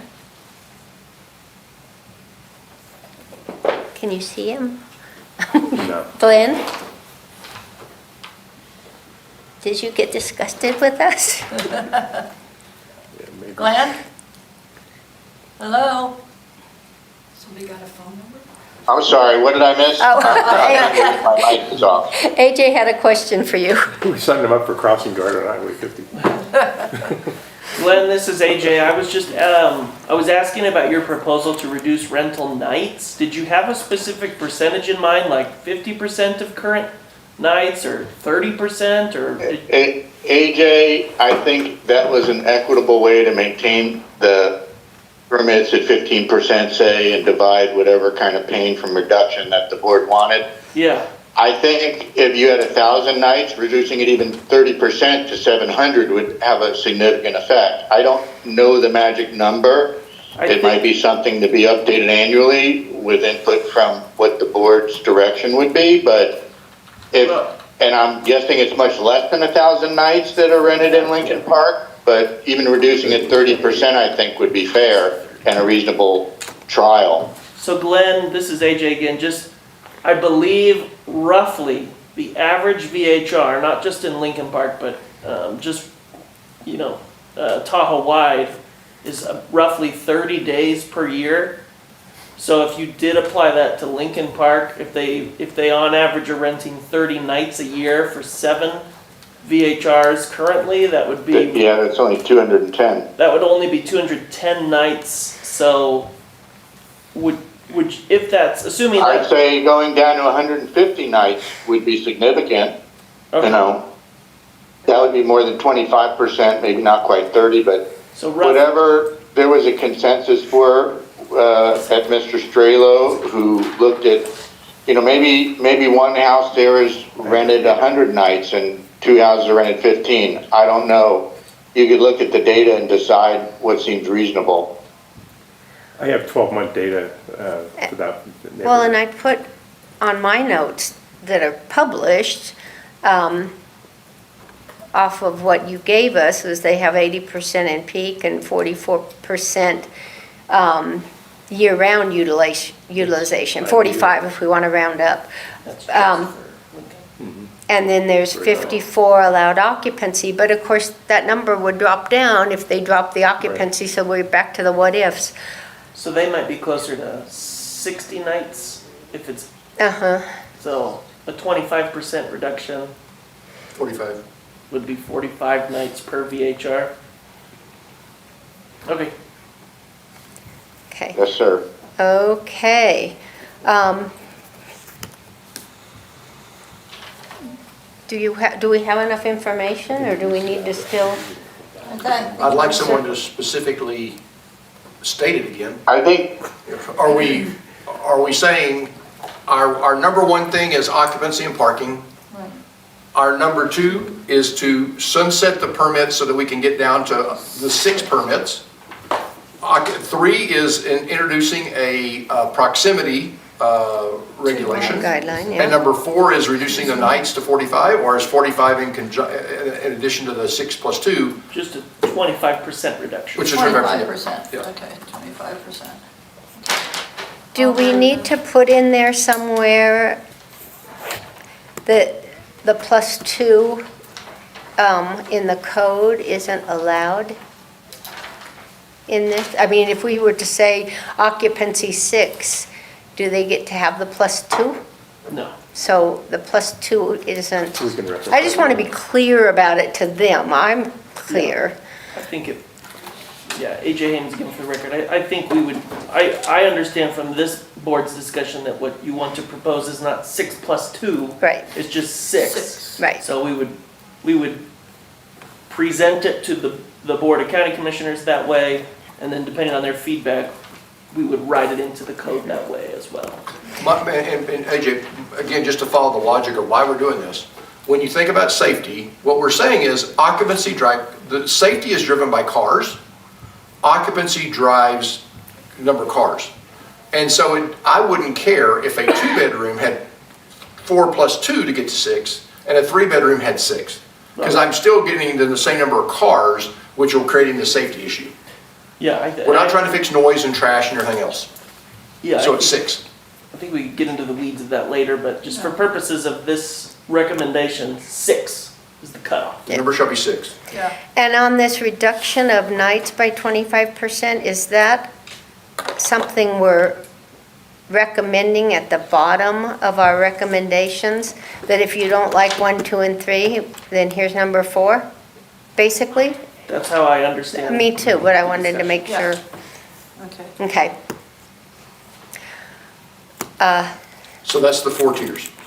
That's 4 So tiers, and ultimately, then, after public comment, the motion might be to recommend the 4 tiers as discussed.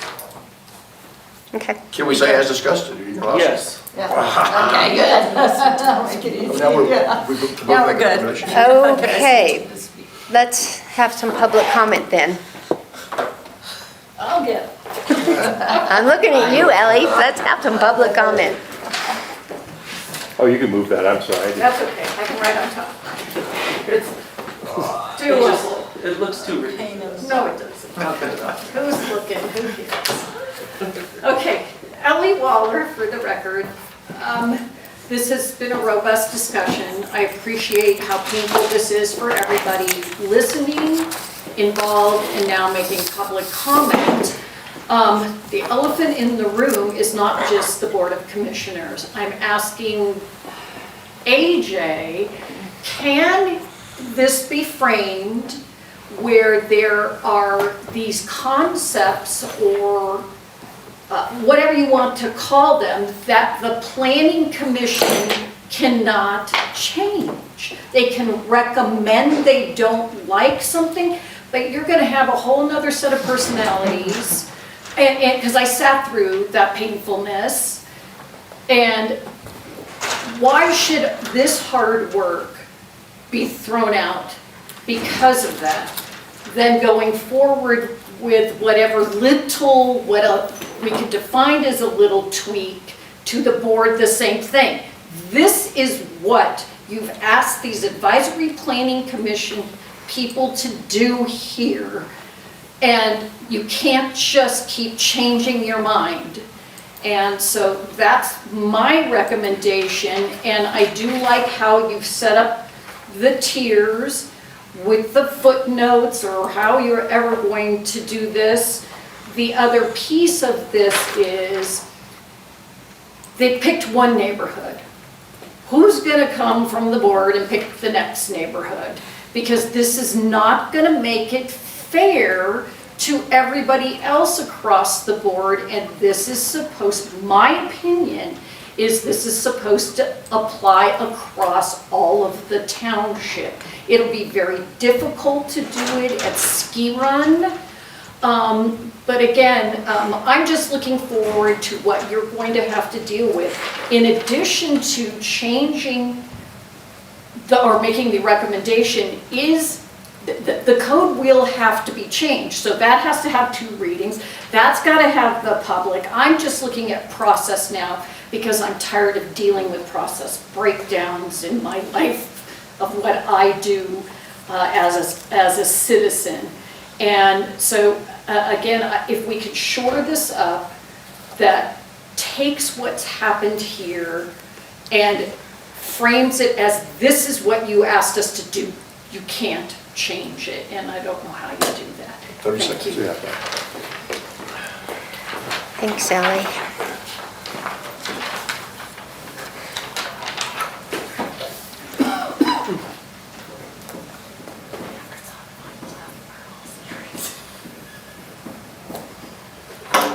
is Andy Huckbody, and I live in Lake Ridge. I actually live right across Highway 50 from this cluster. And I actually share the same address with one of the rentals. We're at 1264 Lincoln Circle, that Lincoln Park Circle, or Lincoln Park Place. So we get a lot of renters coming to our house based on whatever they put in Google.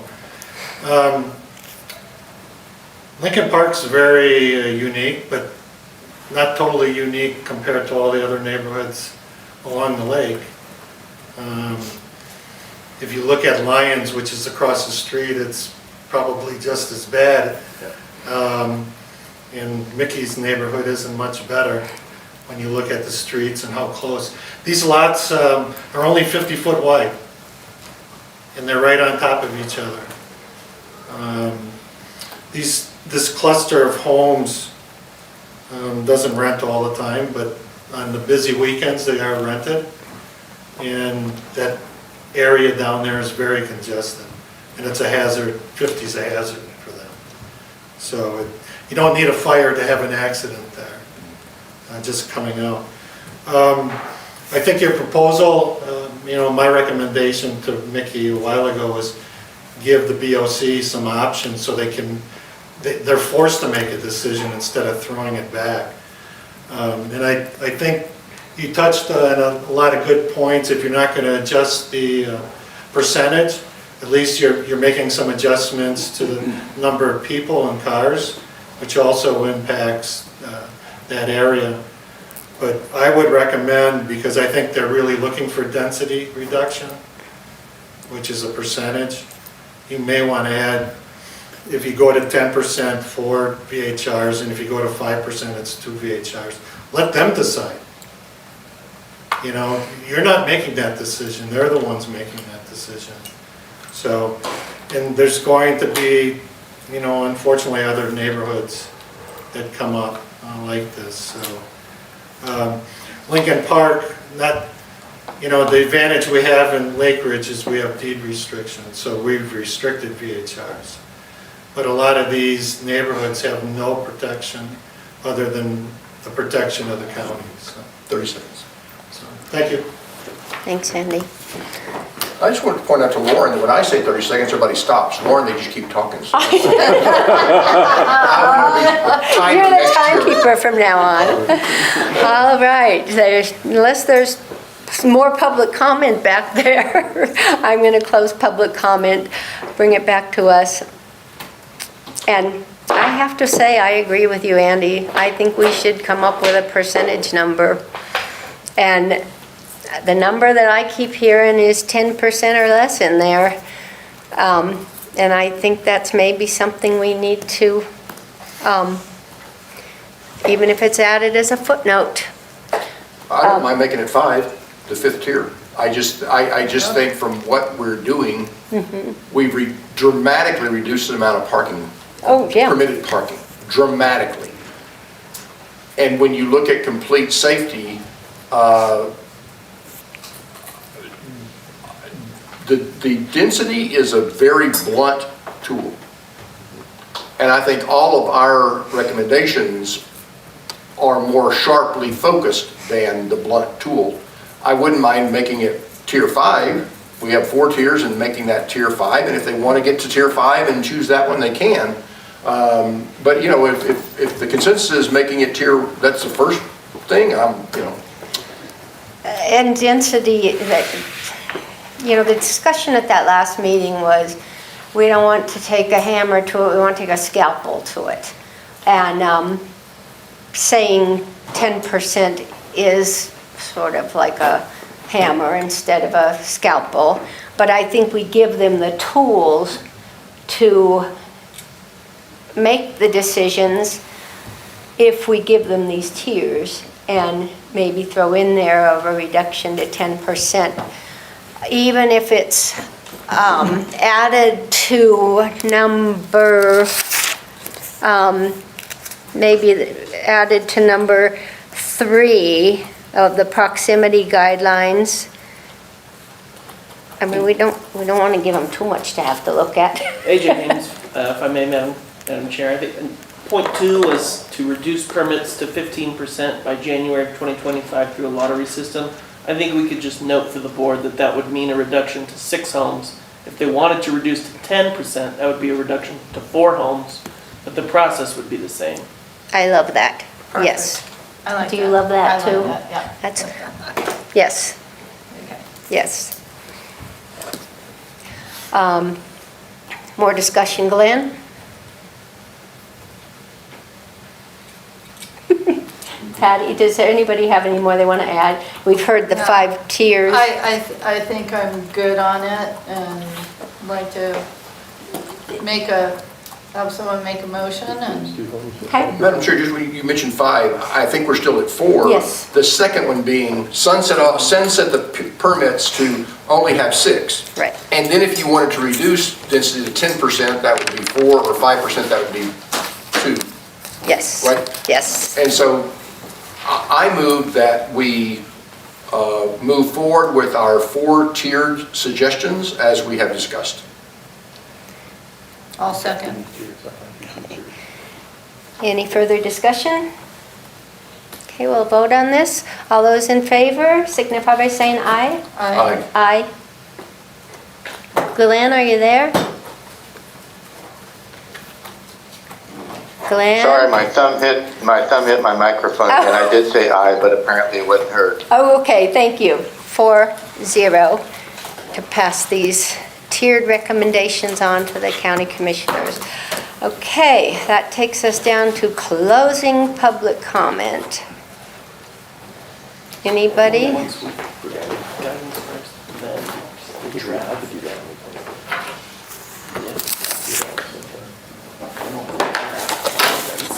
Ellie Waller, Chris left, and so I texted and asked a question because you had brought up how difficult it was to find some of these homes by address. And he said it is a fire department requirement. This isn't an Ernie requirement, but when they do their inspections, they should add that to their list to have those addresses required. Thanks, Ellie. Any more closing public comment? Okay, well, we'll adjourn the meeting. Thank you, everybody. Anybody want to talk for a couple more hours? Just I thought No, I planned on 4, so.